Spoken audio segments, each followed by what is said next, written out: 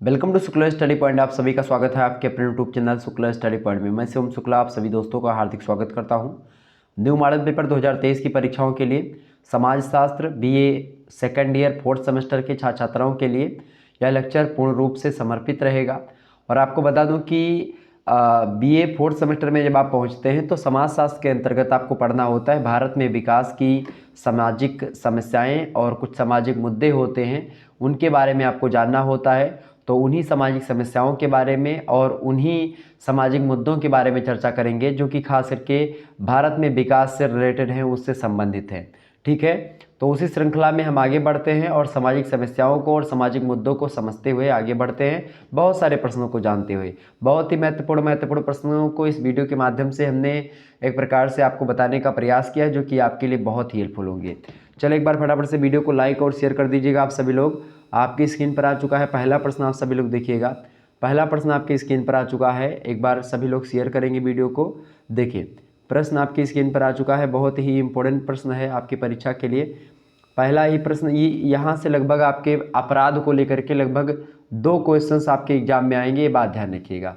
पहला प्रश्न है कि अपराध को परिभाषित कीजिए, अपराध की परिभाषा बताइए। बहुत ही इंपॉर्टेंट प्रश्न है। तो खास करके इलियट और मेरिल इनकी संयुक्त परिभाषा है। इन दोनों ने कहा कि अपराध के बारे में कि समाज विरोधी जो व्यवहार होता है जो समूह के द्वारा अस्वीकार होता है। क्या बताया? समाज विरोधी जो व्यवहार होगा यानी समाज के जो नियम कायदे हैं उसके एक प्रकार से जो विरोध में काम किए जाते हैं उसी को सामाजिक एक प्रकार से अपराध बोलते हैं। हालांकि यहाँ पर अगर इलियट और मेरिल के अकॉर्डिंग समझे तो ये कहते हैं कि समाज विरोधी जो व्यवहार होते हैं और ये व्यवहार किसके द्वारा किए जाते हैं, मतलब ये व्यवहार उस व्यक्ति के द्वारा किए जाते हैं जो कि एक प्रकार से अपराधी कहलाता है। ठीक है, जो अपराध करता है। तो समाज विरोधी व्यवहार जो समूह द्वारा अस्वीकार होता है ऐसा व्यवहार, और जिसके लिए समूह के द्वारा दंड भी निर्धारित करता है, मतलब दंड भी निर्धारित होता है समूह के द्वारा, या एक प्रकार से उस अपराध के बाद में दंड निर्धारित किया जाता है, तो उसको हम एक प्रकार से अपराध के नाम से परिभाषित कर सकते हैं, किया जा सकता है। ऐसा इलियट और मेरिल का मानना है। तो अपराध आपके समझ में आ गया क्या होता है। अपराध क्या होता है? एक ऐसा व्यवहार होता है जो कि मतलब कि समाज विरोधी होता है और समूह के द्वारा अस्वीकार होता है ऐसा व्यवहार। और अगर आप ऐसा व्यवहार करते हैं तो उसके लिए समूह जो होता है, जो समाज होता है, वो आपके लिए दंड का प्रावधान भी करता है। तो यही व्यवहार जो होता है ये अपराध कहलाता है। ये बताया इलियट और मेरिल ने, और ये भी परिभाषा वैसे अपराध के बारे में आप समझ सकते हैं। और भी विद्वानों ने इसकी परिभाषा दी है अपराध के बारे में, जैसे कि गिलिन महोदय ने कहा कि वैधानिक यानी कानूनी दृष्टिकोण से अपराध पृथ्वी के नियम के विरुद्ध एक घातक कार्य होता है। जो प्राकृतिक नियम है या पृथ्वी का जो नियम है उसके एक प्रकार से, तो अपराध की परिभाषा गिलिन ने क्या कहा कि भाई जो वैधानिक दृष्टिकोण यानी कानूनी दृष्टिकोण से अगर देखें इसको हम, तो अपराध जो होता है पृथ्वी के नियम के विरुद्ध एक घातक कार्य होता है। ठीक है, इसके अलावा माउरर महोदय ने कहा कि एक अपराध वैधानिक पहुंच के अनुसार नियम विरोध में कोई कार्य हो सकता है। ठीक है, जबकि टैफ्ट महोदय कहते हैं कि वैधानिक ढंग से अपराध नियम द्वारा बनाया गया एक दंडनीय कार्य होता है। सदरलैंड और ग्रीसे महोदय कहते हैं कि अपराधी आचरण जो होता है अपराधी अधिनियम के विरोध में आचरण करता है। तो अपराध के बारे में कई सारे विद्वानों ने अपने अपने मत दिए हैं, ये बात ध्यान रखिएगा। कुल मिलाकर के आपको बता दूं कि अपराध की परिभाषा, एक तो अपराध होता है कि सामाजिक अपराध और एक होता है कानूनी अपराध। मैं आपको यहीं पर क्लियर कर देना चाह रहा हूँ। कानूनी अपराध जो होता है तो जैसे कि जो आईपीसी सेक्शन है, खास करके इंडियन पीनल कोड, या जिसको हिंदी में आप बोलते हैं भारतीय दंड संहिता, और उर्दू में आप कहते हैं, आपने सुना होगा मूवीज़ वगैरह में ताजे-राते हिंद, दफ़ा, ये सब उर्दू के शब्द हैं। दफ़ा 300 इसके तहत आपको ये सज़ा दी जाती है। तो वो सब एक प्रकार से चीज़ें होती हैं। तो इंडियन पीनल कोड में जो प्रावधान है, जो नियम कायदे हैं, उसमें बताया गया कि भाई आप अगर ये कर्म करोगे तो आपको ऐसा दंड मिलेगा। तो जब आप इंडियन पीनल कोड के जो एक प्रकार से विचार हैं या उसके विरुद्ध आप कार्य करने लगते हैं, ठीक है, उनके उस विचार के विरुद्ध आप कोई कार्य करते हैं, तो खास करके या उसमें लिखी हुई बातों का उल्लंघन करते हैं जिसको आपको नहीं करना चाहिए, तो आपको दंड मिलता है। तो वो कानूनी अपराध होता है, कानून की दृष्टि से वो अपराध होता है। और सामाजिक अपराध जो होता है वो खास करके जो समाज के द्वारा नियम कायदे बनाए जाते हैं, संस्थाओं के द्वारा, बुजुर्गों के द्वारा जो नियम कायदे पहले से समाज में हैं, ठीक है, समाज के जो मापदंड है, समाज के जो नैतिक मूल्य है, समाज के जो एक प्रकार से जो परंपराएं हैं, रीति रिवाज है, जब उनका आप उल्लंघन करते हैं तो उसके लिए भी दंड का प्रावधान समाज के सदस्य या समाज की जो संस्थाएं होती हैं, समूह जो होता है समाज का, वो करता है और आपको दंडित करता है। तो समाज के लिए अपराध का दूसरा दृष्टिकोण है, जबकि कानून के लिए उसका उसी व्यवहार का दूसरा दृष्टिकोण है। जैसे किसी समाज में आप देखते हैं, समाज में अलग अलग चीज़ों के लिए प्रावधान है दंड का। जैसे आप पूरी दुनिया के किसी देश में आप जाएंगे तो किसी को एक दो झापड़ मारेंगे तो उसके लिए दंड आपको मिलेगा, यानी वो कानून के हिसाब से आपने अपराध किया है। किसी को आप 2-3 लपोटा 2-3 झापड़ मारोगे तो क्या है, वो अपराध ही तो है। तो एक प्रकार से वो अपराध है। हर एक देश में आप देखते हैं चोरी करना अपराध है। क्लियर, समझ रहे हैं? तो या हर एक देश में एक प्रकार से चीज़ें अपराध है, लेकिन उस अपराध के लिए अलग अलग देशों में दंड का प्रावधान अलग अलग होता है। लेकिन समाज में क्या होता है, मैं एक उदाहरण आपको आजकल के दे रहा हूँ।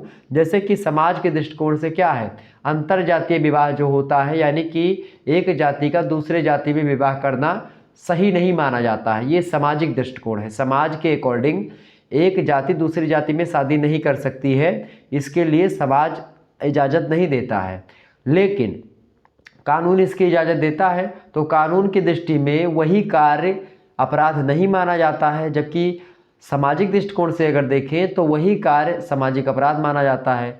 तो कहीं ना कहीं पे आप देखिएगा, एक ही कर्म सामाजिक और कानूनी दृष्टिकोण से देखेंगे, वैधानिक दृष्टिकोण से, तो अलग अलग दंड के प्रावधान, अलग अलग आधार होते हैं दंड को मतलब कि कानून को निर्धारित करने के लिए, खास करके किसका उल्लंघन होना है या उसी को अपराध एक प्रकार से बोलते हैं। तो अपराध के कई दृष्टिकोण होते हैं, कई आधार होते हैं। क्लियर, समझ में आ रही चीज़ें ना? तो बिल्कुल कोई चिंता करने की आपको आवश्यकता नहीं है। जबकि वेस्टर मार्क कहते हैं कि रीति रिवाज और कानून नैतिक धारणाओं पर आधारित होते हैं, और अपराध जो होते हैं अपराधी आचरण के ऐसे लक्षण होते हैं जिन्हें अपराध माना गया है। मिचेल और एडलर महोदय कहते हैं कि अपराध वह आचरण है जो अपराधी संहिता के द्वारा वर्जित होता है। ठीक है, तो कुल मिलाकर के अपराध के बारे में तमाम सारी चीज़ें मैंने आपको बता दी। अगला प्रश्न आप देखिएगा, दूसरा नंबर प्रश्न है, अपराध की कोई एक कानूनी परिभाषा दीजिए। तो टैफ्ट महोदय कहते हैं, खास करके अपराध की कानूनी परिभाषा को देते हुए, कि उन्होंने कहा कि अपराध वे कार्य हैं जिनका करना कानून के द्वारा रोका गया है और जो विधि के द्वारा दंडनीय माने गए हैं। या इन्होंने कहा कि वैधानिक ढंग से अपराध नियम के द्वारा बनाया गया एक दंडनीय कार्य होता है।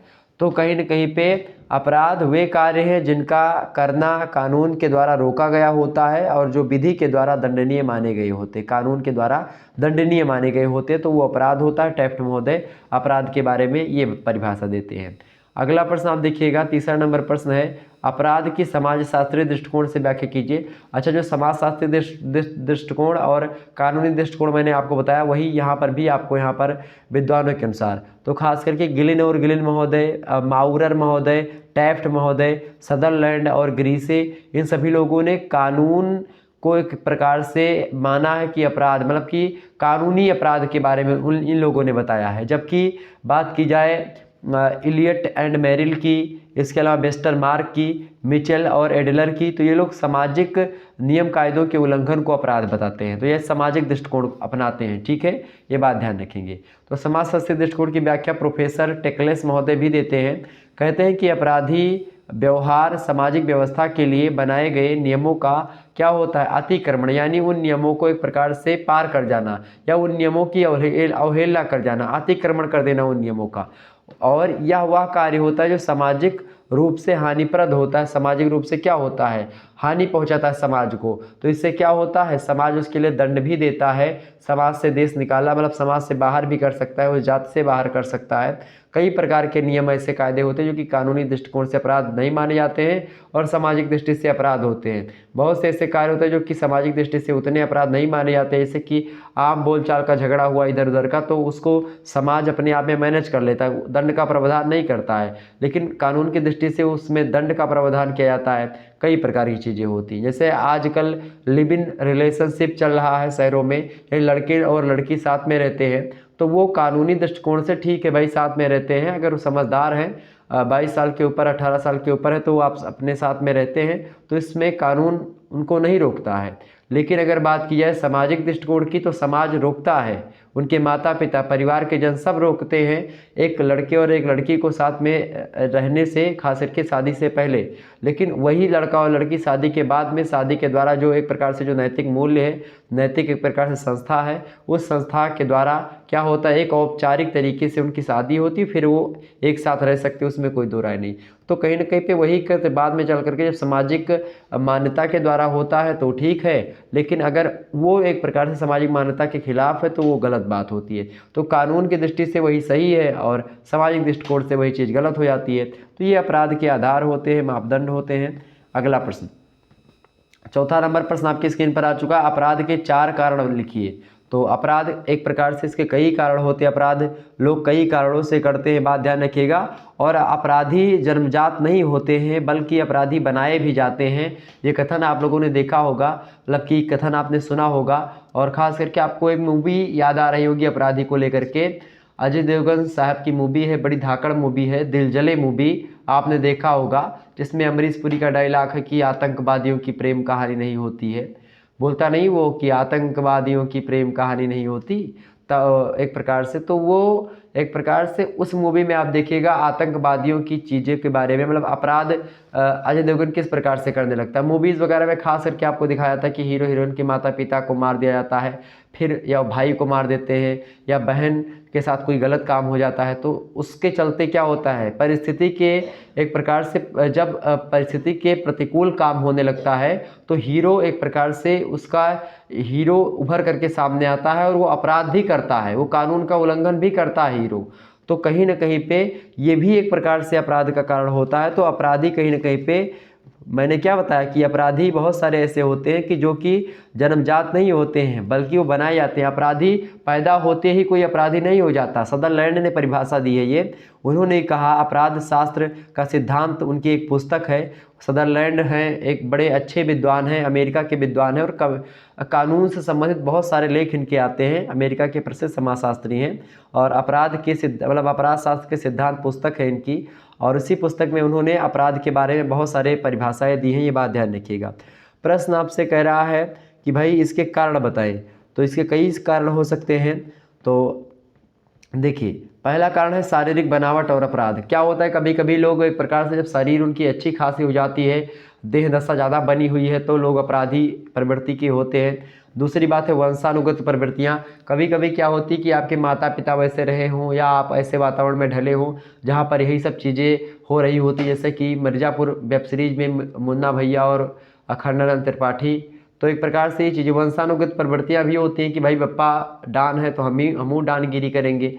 तो एक तो ये हो गई, ये भी अपराध का कारण है। तीसरा कारण है मानसिक कारण। कुछ व्यक्ति एक प्रकार से अपना मानसिक संतुलन जो होती है, मानसिक स्थितियों के मतलब स्थितियों के हिसाब से उनका मानसिक संतुलन थोड़ा सा अलग हो जाता है, बिगड़ सा जाता है, तो उसके कारण से वो व्यक्ति क्या हो जाते हैं, अपराधी टाइप के हो जाते हैं। और चौथा कारण होता है आर्थिक कारण। आर्थिक कारण मेरे हिसाब से और भी ज़्यादा एक प्रकार से अपराधी बनने का इस समय है, चूँकि बच्चा अपराध एक चोरी करता है तो वो भी एक अपराध है। और चोरी क्यों करता है, जब बच्चे का पेट नहीं भरता तो रोटी की चोरी करता है या ब्रेड चुराता है तो वो भी एक प्रकार से वो चोरी मानी जाती है, वो भी एक प्रकार से अपराध ही है। और धीरे धीरे करके फिर वो क्या करता है कि उस चोरी में ही एक प्रकार से अपना माइंड विकसित करने लगता है। तो एक प्रकार से अच्छे अच्छे चोर भी बड़े बड़े चोर निकले हुए हैं। मैं हालांकि आप लोग कहेंगे कि सर जी मूवी का ही उदाहरण दे रहे हैं। एक ऋतिक रोशन की मूवी थी, मैं मूवी अधिकतर देखता हूँ, लगभग बहुत सारी मूवी मैं देखता हूँ, तो चूँकि सीख भी मिलती है उसमें, बहुत एक कहानी पूरी की पूरी 2 घंटे में समझ में आ जाती है। हालांकि आप लोग जब टाइम पाएंगे तभी देखिएगा, जब मैं टाइम पाता हूँ तभी देखता हूँ, ऐसा मत सोचेगा कि हम हमेशा मूवी ही देखते हैं, ठीक है। तो उसमें बैंक शायद मूवी थी, तो उसमें चोर की एक प्रकार से देखिए कितना शातिर चोर होता है, ऋतिक रोशन कैसे चुराता है। तो एक प्रकार से अपराध के कारण में कहीं ना कहीं पे आर्थिक कारण भी है। कभी कभी क्या होता है कि पैसा नहीं है, बहुत कमा भी रहे हैं, कई प्रकार की चीज़ें होती हैं, लोग नहीं सेटिस्फाई हो पाते तो चोरी भी करते हैं। कभी कभी क्या होता है कि चोरी करना हुआ या तमाम प्रकार के अपराध भी लोग करते हैं पैसे के लिए। और आजकल तो पैसे के लिए ही सारी चीज़ें हो रही, पैसे के लिए कौन अपराध नहीं करता। आजकल भ्रष्टाचार जो हो रहा है हर एक क्षेत्र में व्याप्त भ्रष्टाचार है, ये सब किसके लिए होता है, पैसों के लिए तो होता है, आर्थिक कारण ही है उसका। तो ये भी कारण है एक प्रकार से। तो ये तमाम प्रकार के कारण है, ये बात आप ध्यान रखिएगा। आगे बढ़ते हैं और भी चीज़ों को जानने का प्रयास करते हैं। अगला प्रश्न आपकी स्क्रीन पर आ चुका है, 5वां नंबर क्वेश्चन से आप देखिएगा, अपराध के 4 सिद्धांत लिखिए। देखिए पहला सिद्धांत है प्रेत शास्त्रीय सिद्धांत। अपराध का कौन सिद्धांत है? पहला प्रेत शास्त्रीय सिद्धांत। दूसरा सिद्धांत है शास्त्रीय सिद्धांत। चौथा है भौगोलिक संप्रदाय वाला सिद्धांत और चौथा सिद्धांत है समाजवादी संप्रदाय वाला सिद्धांत। तो एक प्रकार से 4 सिद्धांत है किसके भाई? ये 4 सिद्धांत है अपराध के। ये बात ध्यान रखिए कौन कौन से? प्रेत शास्त्रीय सिद्धांत, शास्त्रीय सिद्धांत, भौगोलिक संप्रदाय वाला सिद्धांत और समाजवादी संप्रदाय सिद्धांत। ठीक है। अगला क्वेश्चन आप देखिएगा, 6ठा नंबर प्रश्न है, अपराध निरोध के 2 सुधार लिखिए। तो अपराध को रोकने के लिए आपका उसी को बोलते हैं अपराध निरोध। तो बताएं इसको रोकने के लिए एक प्रकार से क्या क्या चीज़ें की जा सकती हैं। तो अपराध निरोध के लिए शिक्षा का उपयुक्त वातावरण तैयार किया जाना चाहिए। अगर व्यक्ति शिक्षित होगा तो एक प्रकार से वो अपराध बहुत कम करेगा। ठीक है, सिचुएशंस के हिसाब से ही अपराध करेगा वो, बाकी एक प्रकार से पहले से रणनीति बना करके अपराध नहीं करेगा वो। लेकिन पढ़े लिखे व्यक्ति कभी कभी क्या होते हैं, बहुत ज़्यादा अगर वो अपराधी बनते तो बहुत तहलका भी मच जाता है, ये बात ध्यान रखेंगे। तो लेकिन अपराध जो होता है उसको रोकने का बहुत अच्छा तरीका होता है कि व्यक्ति अगर शिक्षित होगा तो वो उतना ज़्यादा अपराध नहीं करेगा जितना अशिक्षित व्यक्ति करेगा। ठीक है। दूसरी बात है कि अपराधों को ऐसी स्थिति में रखा जाना चाहिए कि उनकी अपराध की प्रवृत्ति धीरे धीरे समाप्त हो जाए। मतलब अपराधी के बीच में ना रखें उनको ऐसे एरिया में रखें जहाँ लोग अच्छे लोग हों और उनके संपर्क में आते आते क्या हो जाएगा, धीरे धीरे वह भी एक प्रकार से अच्छा व्यक्ति बन जाएगा। ठीक है, ये बात ध्यान रखिएगा, मतलब उसको वातावरण अच्छा दिया जाए। अगला क्वेश्चन आप देखेंगे, 7वां नंबर प्रश्न आपकी स्क्रीन पर आ चुका है। अगला प्रश्न आपका प्रोबेशन क्या है। तो प्रोबेशन जो होता है एक प्रकार से, अच्छा अपराधी को प्रोबेशन वगैरह जगह दे सकती है। मतलब प्रोबेशन मतलब होता है एक ऐसा घर, एक ऐसी जगह जहाँ पर एक क्या प्रकार से क्या क्या आता है, उसको एक प्रकार से एक अच्छा साधन होता है अपराधी को सुधारने का प्रोबेशन। तो प्रोबेशन एक अदालती पद्धति है और यह अपराधियों को सुधारने का एक उत्तम साधन है। इसके अंतर्गत दंडित अपराधी को न्यायाधीश जेल नहीं भेजता है और जेल ना भेज करके कुछ शर्तों पर समाज में रहने की स्वीकृति उसको दे देता है और उसकी देख रेख एक प्रोबेशन अफसर करता रहता है। एक अफसर होता है, एक व्यक्ति होता है जो कि उसकी देख रेख करता है और प्रोबेशन के आधार पर उस व्यक्ति को छोड़ दिया जाता है कि समाज में आप जाओ रहो, आप दोबारा ये गलती मत करना। सुधरने के लिए उसको एक प्रकार से ऐसी व्यवस्था की गई है। 8वां क्वेश्चन आप देखिएगा, प्रश्न है आदर्श बंदी गृह क्या है। तो ये एक प्रकार के बंदी गृह होते हैं जिनमें कैदियों को मुक्त वातावरण में रखा जाता है और उन पर कोई बंधन नहीं होता है कैदियों पर, और उन्हें किसी रचनात्मक कार्य में लगा दिया जाता है ताकि वो काम करते रहेंगे तो उनका ध्यान बटा रहेगा और आसानी से उनका समय कट जाएगा और एक प्रकार से वो सुधर भी जाएंगे। जब उनको काम करने में रुचि पैदा होने लगेगी तो धीरे धीरे अपराधी सुधर भी जाएंगे। तो ये आदर्श बंदी गृह के बारे में मैंने आपको बताई। ठीक है, इनमें कैदियों को मुक्त वातावरण में छोड़ दिया जाता है, उन पर कोई दबाव, कोई प्रेशर नहीं होता है और कोई कार्य करने के लिए उनको दे दिया जाता है। अगला क्वेश्चन आप देखिएगा, सामाजिक विघटन क्या है। तो सामाजिक विघटन की अगर बात की जाए तो सामाजिक संगठन की ही भांति सामाजिक विघटन भी एक सापेक्षिक प्रत्यय है, क्योंकि ना तो कोई समाज पूर्णतया संगठित होता है और ना ही पूर्णतया कोई समाज विघटित होता है। सामाजिक विघटन उस समय उत्पन्न होता है जब सामाजिक शक्तियों के संतुलन में परिवर्तन होता है और ऐसी दशा में सामाजिक संरचना बदल जाती है, जिससे व्यवहार के जो पुराने ढंग होते हैं वो अभी विफल हो जाते हैं और सामाजिक नियंत्रण की शक्तियाँ प्रभावपूर्ण ढंग से कार्य नहीं कर पाती हैं। तो सामाजिक विघटन होता है। सामाजिक विघटन मतलब होता है सामाजिक संरचना में परिवर्तन हो जाना। सामाजिक संरचना उसकी यानी जो सोशल स्ट्रक्चर है उसमें जब परिवर्तन होता है तो वो सामाजिक विघटन कहलाता है। तो समाज के नियमों में, समाज के कायदे में, समाज के मापदंडों में, इन सभी में जब परिवर्तन होने लगता है तो उसी को वो एक प्रकार से बोलते हैं हम सामाजिक विघटन बोल सकते हो। ठीक है, सामाजिक रीति रिवाजों में परिवर्तन होता है तो उसी को। आगे बढ़ते 10वां नंबर प्रश्न है, बड़ा ही अच्छा प्रश्न है, बताएं। प्रश्न है पैरोल किसे कहते हैं। तो पैरोल भी क्या होता है, एक सुधारवादी नीति पर आधारित एक उपाय होता है कैदियों के लिए और इसका प्रयोग उन अपराधियों के लिए किया जाता है जो जेल भेज दिए जाते हैं। ऐसे अपराधियों के लिए पैरोल की व्यवस्था की जाती है। जेल में कुछ समय रहने के बाद में और अच्छा आचरण अगर उनका रहा, मतलब कि जेल में आप रहो, अगर अच्छे तरीके से आपने जेल में कोई लफड़ाबाजी नहीं करी, अच्छे तरीके से अपना काम किया और एक प्रकार से एक अच्छा जीवन व्यतीत किया और पुलिस को लगने लगा वहाँ के लोगों को कि भाई नहीं, आप जो है अच्छे व्यक्ति हो और आपको एक प्रकार से जो सज़ा मिलनी थी वो मिल चुकी है और अब आपको छोड़ देना चाहिए। और भविष्य में अगर उनको लगता है कि ये व्यक्ति अपराध नहीं करेगा तो एक प्रकार से ऐसे आचरण प्रदर्शित करने तथा भविष्य में सुधार की इच्छा प्रकट करने पर अपराधी को पैरोल अफसरों की देखरेख में छोड़ दिया जाता है और उन्हें निरंतर सुधारने की प्रेरणा ये पैरोल ऑफिसर जो होते हैं वो देते रहते हैं। तो इस प्रकार से पैरोल पर एक प्रकार से जो जिनको सज़ा मिल जाती है, जैसे 10 साल की सज़ा मिली और 7 साल तक उसने सज़ा काटी, 3 साल सज़ा बची हुई है, लेकिन उसके 7 साल के अच्छे कार्यों को देखते हुए उसको छोड़ दिया जाता है ताकि वो एक प्रकार से जा करके घर पर अपनी रोजी रोटी जीवन यापन करे, उसके घर वाले भी खुशी हों। ठीक है, अगला क्वेश्चन आप देखिएगा, 11वां नंबर क्वेश्चन आपकी स्क्रीन पर आ चुका है। सुधार गृह क्या होता है? तो अपराधियों को सुधारने के लिए सुधार गृहों की स्थापना की गई है और इनमें अपराधियों को नए नए काम सिखाए जाते हैं, उन्हें धार्मिक नैतिक शिक्षा दी जाती है और इस प्रकार उनके व्यवहार को शुद्ध किया जाता है और उन्हें समाज का उपयोगी सदस्य बनाने का प्रयास सुधार गृह के द्वारा लगातार होता रहता है। तो एक प्रकार से अपराधियों को सुधारने का एक घर, एक गृह जो कि अपराधियों के आचरण को सही करता है, उसको अच्छा बनाता है, वो है सुधार गृह। अगला क्वेश्चन आप देखिएगा, तो इससे इस वीडियो के माध्यम से अगर आपकी परीक्षा ऑब्जेक्टिव होने वाली है तो भी आपके लिए बहुत महत्वपूर्ण है, अगर आपकी परीक्षा लिखित होने वाली है तो भी आपके लिए बहुत महत्वपूर्ण है, ये बात आप ध्यान रखिएगा। आगे बढ़ते और भी चीज़ों को जानने का प्रयास करते हैं। अगला प्रश्न है, अपराधी जन्मजात होते हैं, ये किसकी अवधारणा है?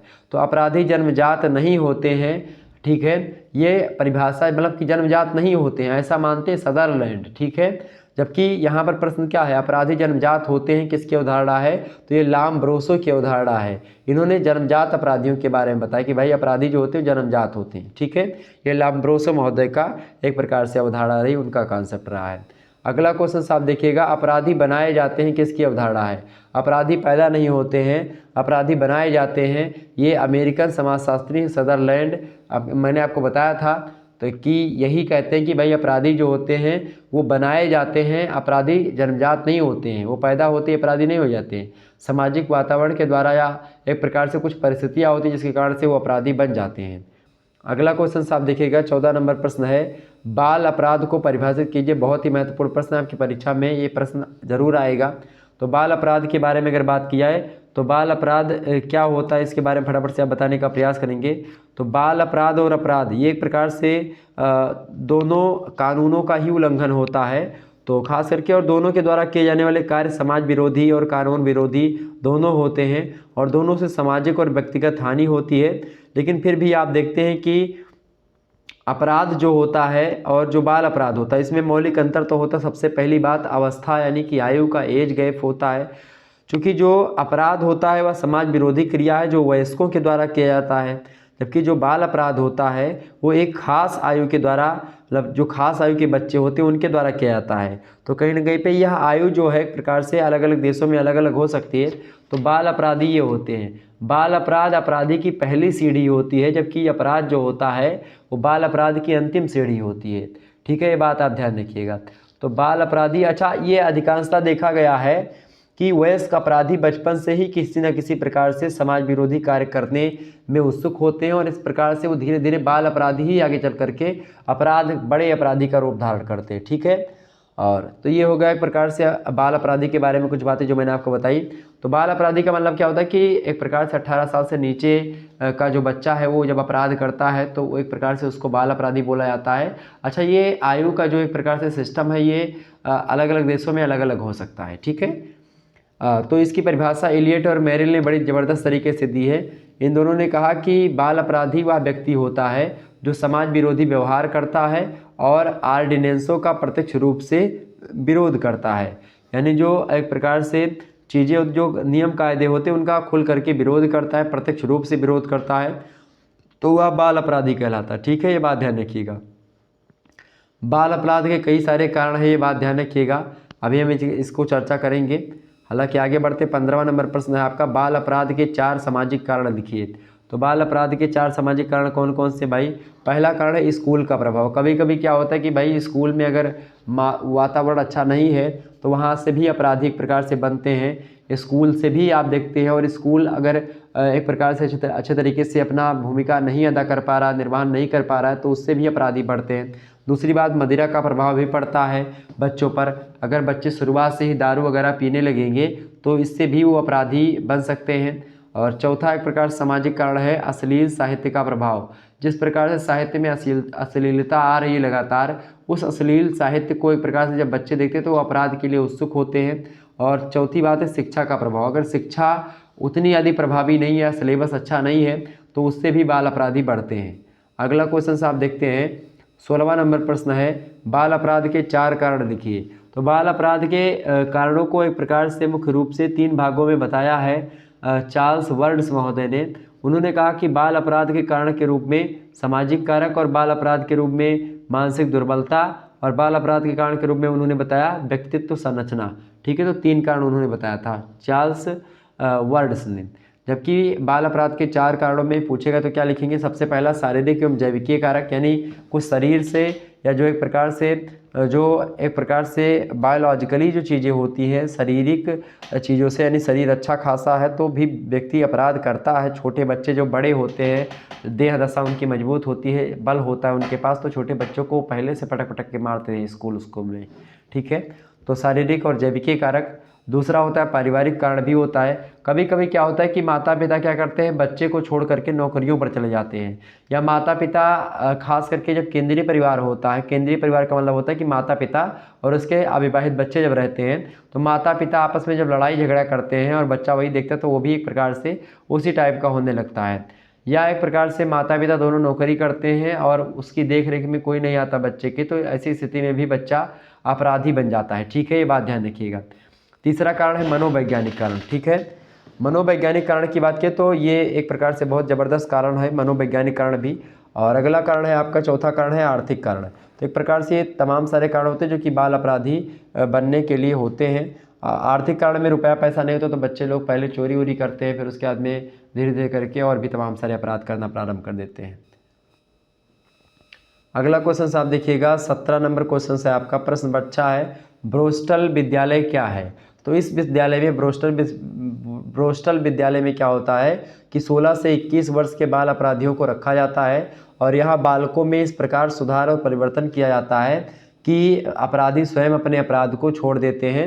मतलब एक प्रकार से ये बाल अपराधियों को रहने का नहीं, अगर कोई बाल अपराधी अगर कोई एक प्रकार से अपराध करता है तो उसके लिए जेल उसको ना भेज करके ब्रोस्टल विद्यालय भेजा जाता है, ताकि वो वहाँ से एक प्रकार से मतलब कि जो गलतियाँ करे हैं उस गलतियों से वो सीख सके और अच्छे तरीके से अपना जीवन यापन आगे से कर सके। ठीक है, अगला क्वेश्चन आप देखेंगे, 18वां नंबर प्रश्न है, रिमांड गृह क्या है? तो बाल अपराधियों को सुधार करने के उद्देश्य से पकड़े गए बाल अपराधियों को न्यायाधीश के सामने प्रस्तुत करने के समय तक पुलिस की हिरासत में न रह करके एक विशेष सदन या गृह में रखा जाता है, जिसे रिमांड गृह कहा जाता है। तो एक प्रकार से वो जेल में नहीं रखा जाता है बच्चों को। ठीक है, और पुलिस की हिरासत में भी नहीं रखा जाता है छोटे बच्चों को, जो बाल अपराधी होते हैं उनको रिमांड होम में रखा जाता है, रिमांड गृह में रखा जाता है। ठीक है, और उसके बाद में फिर उनको न्यायाधीश के समक्ष पेश किया जाता है। अगला क्वेश्चन आपका है 19 नंबर प्रश्न, स्वैत व्यसन अपराध को परिभाषित कीजिए।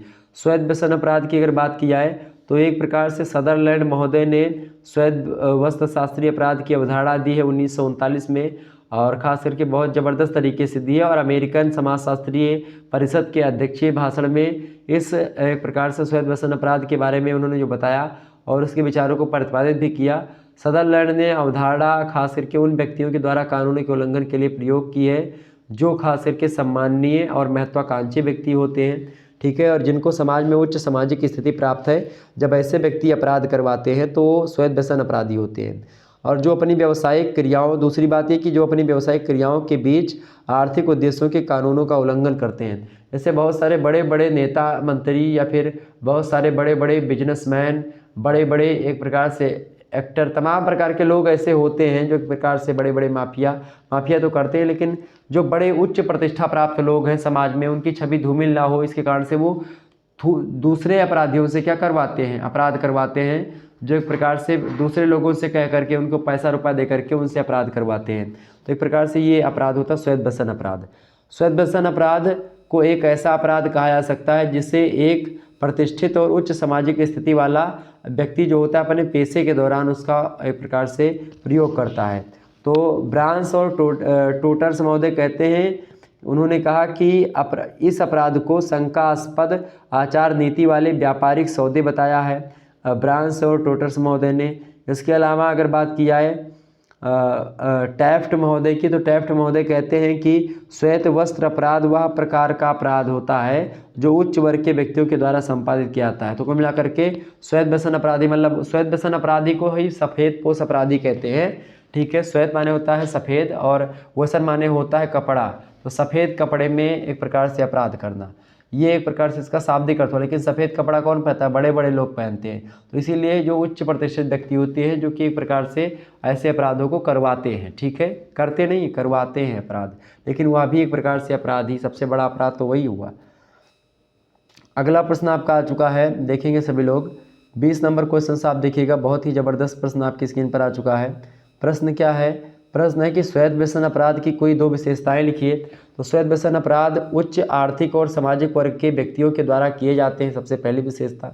दूसरी विशेषता है कि श्वेत व्यसन अपराध आर्थिक लाभ उठाने के लिए किए जाते हैं और इनका उद्देश्य अधिक से अधिक धन कमा करके ऐश्वर्य के साधन को जुटाना होता है। जो बड़े बड़े लोग उस पद पर पहुँचे हैं तो उसके पीछे भी कहीं ना कहीं बहुत सारे अपराध भी छुपे हुए होंगे।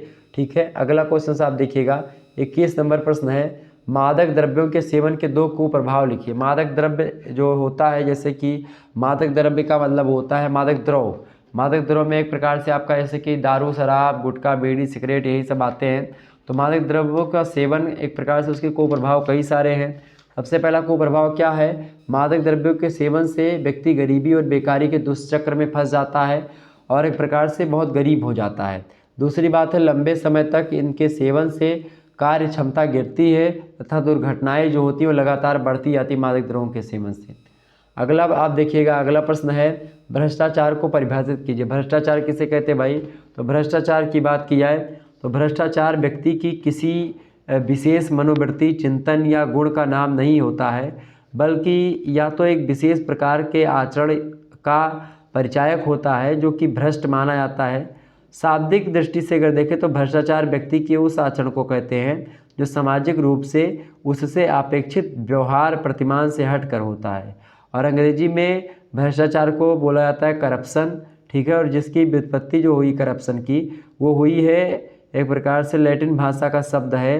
ठीक है, जो है कोर्यूट्स। ठीक है, उस शब्द से मानी जाती है। इसका मतलब होता है तौर तरीका या नैतिकता में आदर्शों का टूट जाना, इसका मतलब होता है, या घूस आदि लेना जो होता है, ये सब एक प्रकार से मतलब भ्रष्टाचार का मतलब होता है।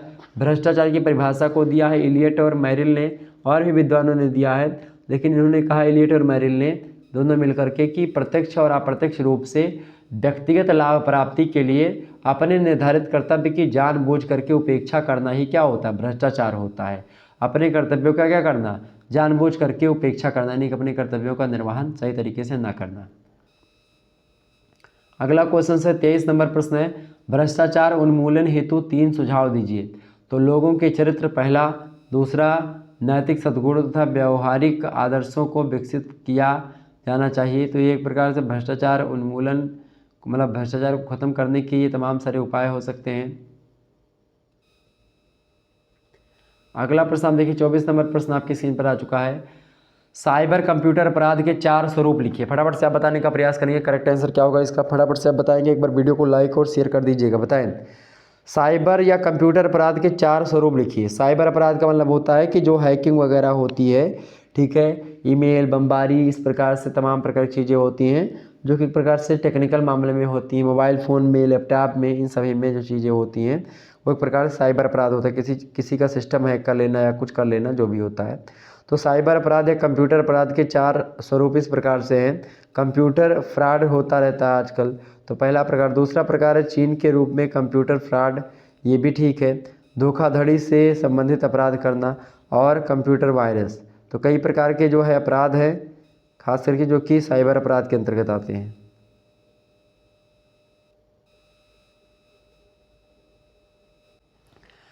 अगला प्रश्न आपकी स्क्रीन पर आ चुका, फटाफट से आप देखने का प्रयास करेंगे।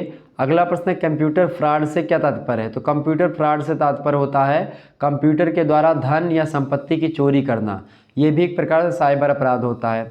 अगला क्वेश्चन है कंप्यूटर हैकर क्या है। तो हैकिंग का अर्थ होता है अनुमति के मतलब बिना अनुमति के कंप्यूटर पद्धति में प्रवेश करना किसी दूसरे के, और जो ऐसा करता है उसे कंप्यूटर हैकर माना जाता है। मतलब आजकल आप देखते हैं कि भाई हैकिंग लोग करते हैं। हमारे चैनल पर भी क्या हुआ था कि भाई पता नहीं किसने एक प्रकार से एक बार हैक करने का प्रयास कोई व्यक्ति कर रहा था, ठीक है। हालांकि मुझे पता चला, लेकिन यहाँ पर ओपन बोलना उतना उचित नहीं होगा, और एक प्रकार से मैंने बख्शा, लेकिन फिर भी मैंने क्या किया, एक सिक्योरिटी एक प्रकार से बहुत ज़्यादा मैंने उसको बढ़ा दी। उसके बाद में फिर थोड़ा लूज था उस समय साथ मुझे लग रहा था, लेकिन अब ऐसी सिस्टम है कि जब तक मैं नहीं चाहूँगा, अच्छा मुझे कोई किडनैप भी कर ले मान लेते हैं और ले जा करके कहीं पर एक प्रकार से चाहे कि भाई तुम अपना चैनल एक्सेस करो, यहाँ पर खोलो, तब भी नहीं कर पाएगा। जब तक एक यंत्र नहीं लगेगा फ़ोन में, एक यंत्र आता है, तो वो यंत्र जब तक फ़ोन में नहीं लगेगा तब तक फ़ोन हमारा खुल ही नहीं सकता, और उस यंत्र को ढूंढना एक प्रकार से मुश्किल ही नहीं नामुमकिन है। एक प्रकार से ऐसी जगह उसको रखा जाता है, तो कहीं ना कहीं पे उसको मुझे तो ये चीज़ें होती कहीं ना कहीं पे कि आप भी अगर वो यंत्र अगर आपका खो जाए तो आप भी अपना चैनल नहीं उसको खोल पाओगे, ऐसी सिचुएशन होती, तो उसको कोई नहीं खोल पाता फिर। हालांकि एक प्रकार से हैकर यहाँ तक कि बहुत सारे लोगों के एक प्रकार से आप देखते हैं कि बड़े बड़े कंपनियां हैक हो जाती कभी कभी, ठीक है, बड़े बड़े चैनल हैक हो गए थे, ठीक है। तो इसीलिए क्या होता है कि 2 चैनल लोग बनाते हैं, तो इसीलिए हमारा भी एक दूसरा चैनल है BA करेकर यूट्यूब चैनल, तो उसको भी आप सब्सक्राइब कर लीजिएगा, ताकि अगर कभी सिचुएशन ऐसी ज़िंदगी में आती भी है तो आप लोगों के साथ एक प्रकार से हमारा बना रहे हमेशा, ठीक है, और हम लोग इसी प्रकार से आगे बढ़ते रहे। हमको इंस्टाग्राम, फेसबुक सभी पर फॉलो कर लीजिएगा। हमारा एप्लीकेशन भी है शुक्ला स्टडी पॉइंट का, उसको भी आप डाउनलोड कर लीजिएगा। और शुक्ला स्टडी पॉइंट चैनल आपके लिए हमेशा अच्छा ही कार्य करता रहेगा, हमेशा जब तक मैं हूँ तब तक आपके लिए हमेशा ऐसे आता रहूँगा, और इसी प्रकार से आपके कमेंट के हिसाब से आपको वीडियो प्रोवाइड करवाता रहूँगा बिल्कुल फ्री में। तो कंप्यूटर हैकर क्या होता है कि एक प्रकार से बिना अनुमति के कंप्यूटर पद्धतियों में प्रवेश करना किसी दूसरे की। अगला प्रश्न 27 नंबर देखेंगे, टाइम बॉम्ब क्या है। तो टाइम बॉम्ब जो होता है कंप्यूटर कोड होता है एक प्रकार से, जिसमें डाटा को मिटा देने के निर्देश होते हैं टाइम बॉम्ब में, ठीक है। तो ये कंप्यूटर से रिलेटेड है। अगला क्वेश्चन आप देखिएगा, आजकल जो साइबर अपराधी है बहुत ज़्यादा बढ़ चुके हैं और बहुत ज़्यादा एक प्रकार से दिमागी भी हो गए हैं। अभी हाल ही में क्या हुआ था कि एक प्रकार से यूट्यूब का मेल, एकदम से यूट्यूब की ऑफिशियल मेल से आपको बता दूं, एक प्रकार से चैनल पर मैंने देखा, यूट्यूब पर ही तमाम सारे टेक्निकल मामले को लेकर के चैनल हैं, तो उन्हीं चैनल पर आपको बता दूं कि उन लोगों के पास एक मेल आया कि भाई, और यूट्यूब मेल भी मतलब यूट्यूब कि ऑफिशियल जो एक प्रकार से मेल आईडी है उससे मेल आता है कि भाई इस लिंक पर टच करो तो आपको, नहीं तो मोनेटाइज डिसेबल हो जाएगा। तो एक प्रकार से उस पर लिंक पे टच नहीं करना चाहिए किसी व्यक्ति को। कोई भी कहे कि लिंक पर इस पर टच करिए तो फिर आपको ये करना है, तो लिंक पर नहीं टच करेंगे। लिंक पर जैसे आप टच करोगे तुरंत क्या हो जाएगा, आपका फ़ोन उसके अंडर में आ जाएगा, तो फिर दिक्कत की बात हो जाती है ऐसे में। तो ये साइबर अपराधी होते हैं, साइबर अपराधी बड़े दिमागी होते हैं एक प्रकार से। ये जो एक प्रकार से आम जनता से एक दो कदम आगे होते हैं, और ऐसे बहुत ज़्यादा फ्रॉड होते हैं। आजकल तो अमेरिका वगैरह में बहुत ज़्यादा फ्रॉड साइबर अपराध से होते हैं। एक प्रकार से दिन के बहुत सारे पैसे वहाँ पर एक प्रकार से सिस्टम वहाँ से निकाल लिए जाते हैं। तो बहुत ज़्यादा अपराध बढ़ चुका है साइबर अपराध की श्रेणी में देखा जाए तो। आए दिनों लोग आप देखते हैं कई प्रकार की घपलेबाजी होती रहती है। अगला प्रश्न, मादक द्रव्य व्यसन के अंतर्गत कौन कौन से पदार्थ आते हैं। तो जैसे भांग हो गया, चरस है, अफीम है, कोकीन है, माजूम है, ये सब जो है ये सब मादक द्रव्य व्यसन के अंतर्गत ये सब पदार्थ आते हैं, ठीक है। और इन सभी का सेवन बिल्कुल भी नहीं करना चाहिए, किसी भी व्यक्ति को नहीं करना चाहिए, किसी भी सिचुएशन में नहीं करना चाहिए। ये आप बहुत सारे लोग कहते हैं कि टेंशन है बहुत ज़्यादा, एक सिट्टा मार लिया, सिगरेट पी लिया, बिल्कुल वो एकदम से मूर्ख व्यक्ति है जो ऐसा करे। हालांकि आप लोग अगर इसको करते होंगे तो मुझे बुरा भला मत बोलिएगा, ठीक है, लेकिन मेरा जहाँ तक मानना है तो माफ़ी चाहूँगा पहले से ही, लेकिन पीना नहीं चाहिए, ठीक है, जहाँ तक मुझे जानकारी है। बाकी अगर आप लोग उससे ज़्यादा जानते हैं तो भाई पीजिए, उसमें कोई दिक्कत की बात नहीं, मतलब कि जानते हैं बहुत सारे लोग इसीलिए पीते हैं। तो कहते हैं कि स्ट्रेस ख़त्म होता है इससे, कोई स्ट्रेस नहीं ख़त्म होता, ठीक है, बस लोग फर्जी उसको पीते रहते हैं। भाई पैसा है पिताजी का, और उसके बाद में तो पीते हैं लोग, चाय पीते हैं, एंजॉय करते हैं, लगता है कि बस यही दुनिया है, चाय सुट्टा। और लोग खोल भी रहे हैं सुट्टा चाय बार। दुनिया ना कई प्रकार के आप देखते हैं, चाय के दुकान पे सिगरेट। अरे मैं तो रह आया हूँ उस एरिया में, और मुझे बहुत बुरा लगता है उसका धुआं जब उड़ता है और कहीं नाक में पड़ जाता है, बड़ा बुरा लगता है वो। हालांकि चलें आगे बढ़ते हैं। अगला क्वेश्चन, अगला प्रश्न आपका 29 नंबर प्रश्न है, मद्यपान के उत्तरदायी 4 कारक लिखिए। यानी मद्यपान एक प्रकार से क्यों लोग करते हैं। सबसे पहला बात, संगति का प्रभाव। संगति से गुण आवते हैं और संगति से गुण जाए। यानी संगति के प्रभाव से क्या होता है, अगर आपका मित्र बुरा है तो आप भी एक प्रकार से उसकी बुराई को सीख लेंगे। अच्छाई को देर में सीखते हैं व्यक्ति मित्रों के, लेकिन बुराई को पहले सीखते हैं। ठीक है, तो एक प्रकार से अगर आपका मित्र बुरा मिल गया, संगति आपको गलत मिल गई, तो आप ना भी करते हैं वो, तो वो भी करना पड़ता है। जैसे कि क्या बोला गया कि भाई एक आलू अगर सड़ी है तो पूरे बोरे को गंदा कर देती है। तो वो रहीमदास जी का एक दोहा है कि जो रहीम उत्तम प्रकृति तो का कर सकत कुसंग, और चंदन विष व्यापत नहीं लिपटे रहत भुजंग। तो चंदन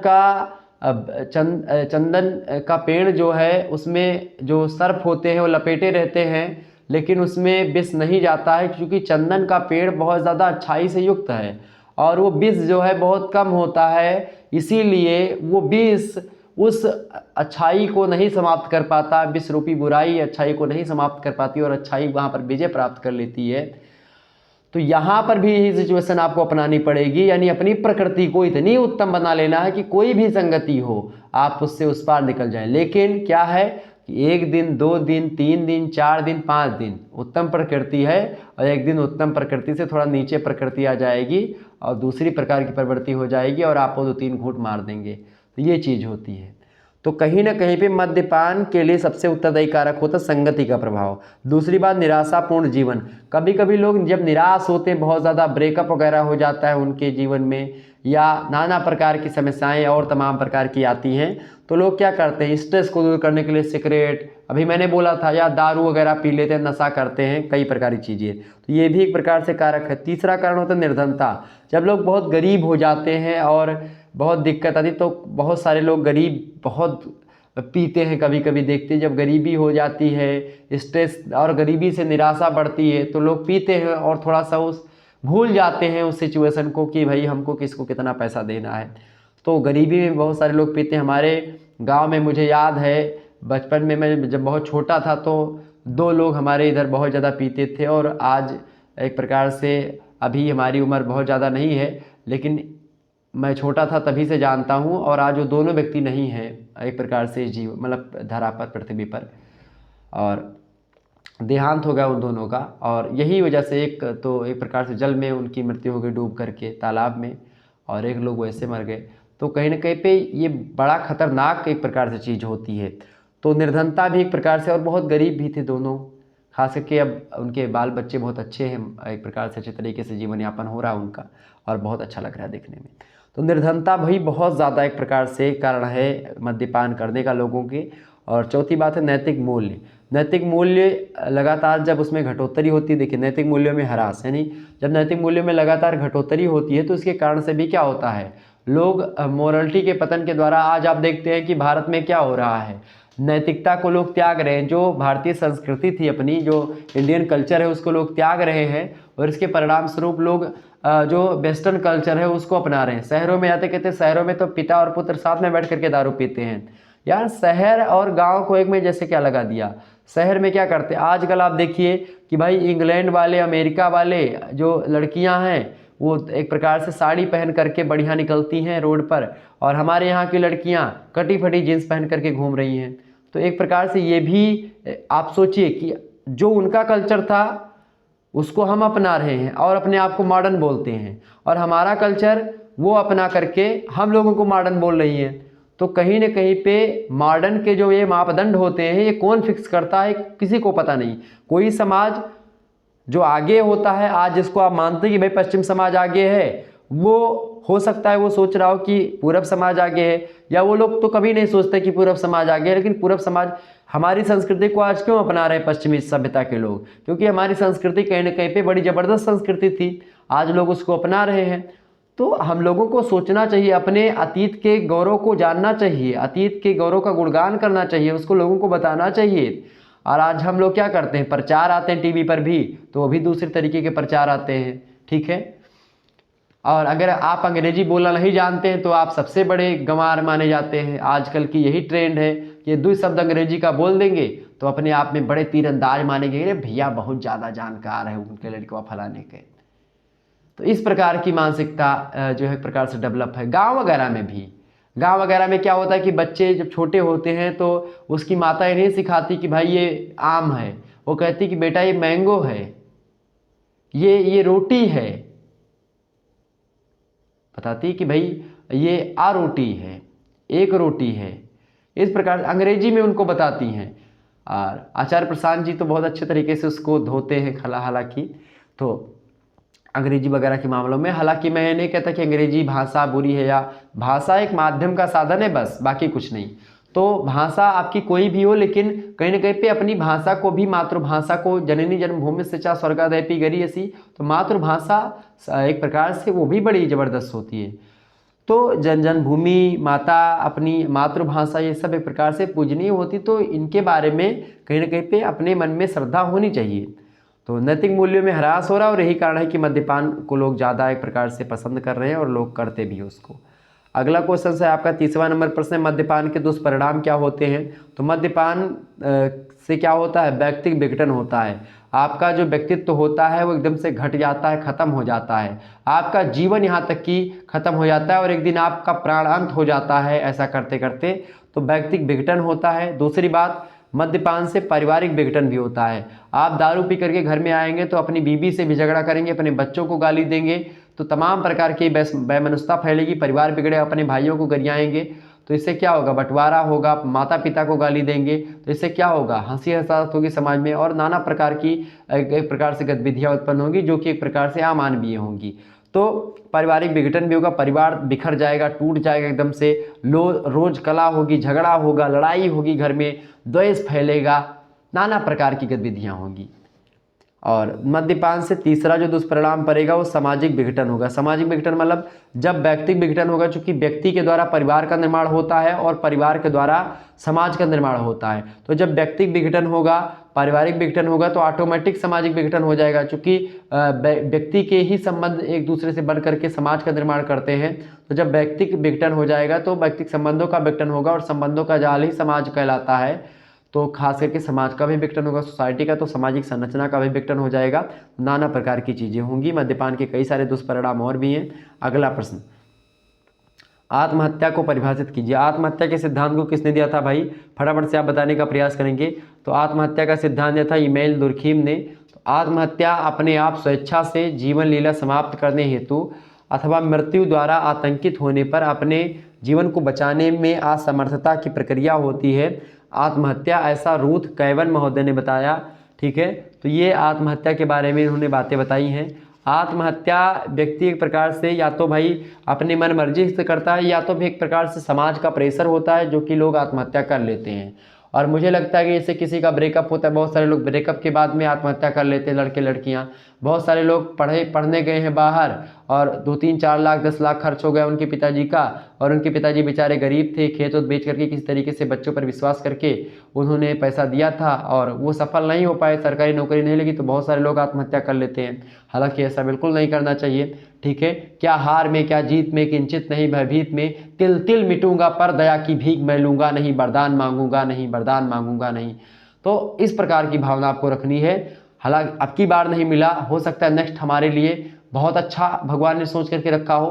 तो ये कभी मत सोचना कि भाई हमको SSC MTS का फॉर्म नहीं निकला, GD का फॉर्म नहीं निकला, या इसका फॉर्म नहीं निकला तो हम एक प्रकार से हमारा जीवन लीला समाप्त हो गई। ऐसा बिल्कुल भी नहीं है। हमारा IIT में नहीं हुआ, हमारा नीट में नहीं हुआ, तो हो सकता है भगवान हमको IAS बनाना चाह रहा हो, भगवान हमको और ऊँचे पद पर, हमको मुख्यमंत्री और प्रधानमंत्री के लिए देख रहा हो, सोच रहा हो। तो कहीं ना कहीं पे कभी निराश नहीं होना है, अपने आप को आगे बढ़ते रहना है।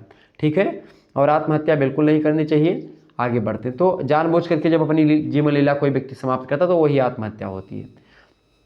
अगला प्रश्न आपका है, दुर्खीम ने आत्महत्या को किस प्रकार परिभाषित किया है। तो आत्महत्या शब्द मृत्यु के उन समस्त घटनाओं के लिए प्रयोग किया जाता है जो स्वयं मरने वाले की सकारात्मक या नकारात्मक क्रिया का प्रत्यक्ष या अप्रत्यक्ष परिणाम होती है, जिसके भावी परिणाम मृत्यु को वो एक प्रकार से जानता है कि भाई इसका परिणाम क्या होगा। उसके परिणाम को व्यक्ति जानता है कि भाई अगर मैं फांसी लगा रहा हूँ तो मैं मरूंगा, मैं नदी में कूद रहा हूँ तो मैं मरूंगा, ये जानता है। और ये जानते हुए व्यक्ति वो कृत्य करता है, वो कर्म करता है, जिसके कारण से उसको मृत्यु की प्राप्ति होगी। अच्छा, ये मृत्यु की प्राप्ति के लिए उकसाता कौन है? समाज उकसाता है कि समाज क्या कहेगा, लोग क्या कहेंगे। किसी की लड़की भाग गई, लोग जहर खा लेते हैं, कई प्रकार की चीज़ें होती हैं। किसी के यहाँ पर ज़्यादा कर्जेदारी हो गई, बहुत कर्जे में डूब गया, वहाँ उनके यहाँ लगातार कर्जे मांगने वाले लोग आ रहे हैं तो जहर खा के बेचारा मर जाता है। क्या करता है? किसान लोग ऐसे तो होते हैं, क्या करें, गरीबी है। तो कभी कभी समाज भी ऐसी सिचुएशन क्रिएट करता है कि या क्रिएट हो जाता है ऐसी सिचुएशन जिससे व्यक्ति अपने आप को मरने के लिए ही मजबूर हो जाता है। लेकिन ये एक कायर की निशानी है मरना, तो मरना बिल्कुल भी नहीं है। अपने आप को सुदृढ़ करना है, उससे अच्छा बनाना है। और निश्चित तौर पर अगर पतझड़ आया है तो बसंत का मौसम आएगा, इसको कोई नहीं रोक सकता। ये अटल सत्य है, ये सार्वभौमिक सत्य है, यूनिवर्सल ट्रुथ है ये, कि अगर ठंडी आई है तो गर्मी आएगी, गर्मी आई है तो वर्षा होगी, वर्षा हुई है तो फिर ठंडी आएगी।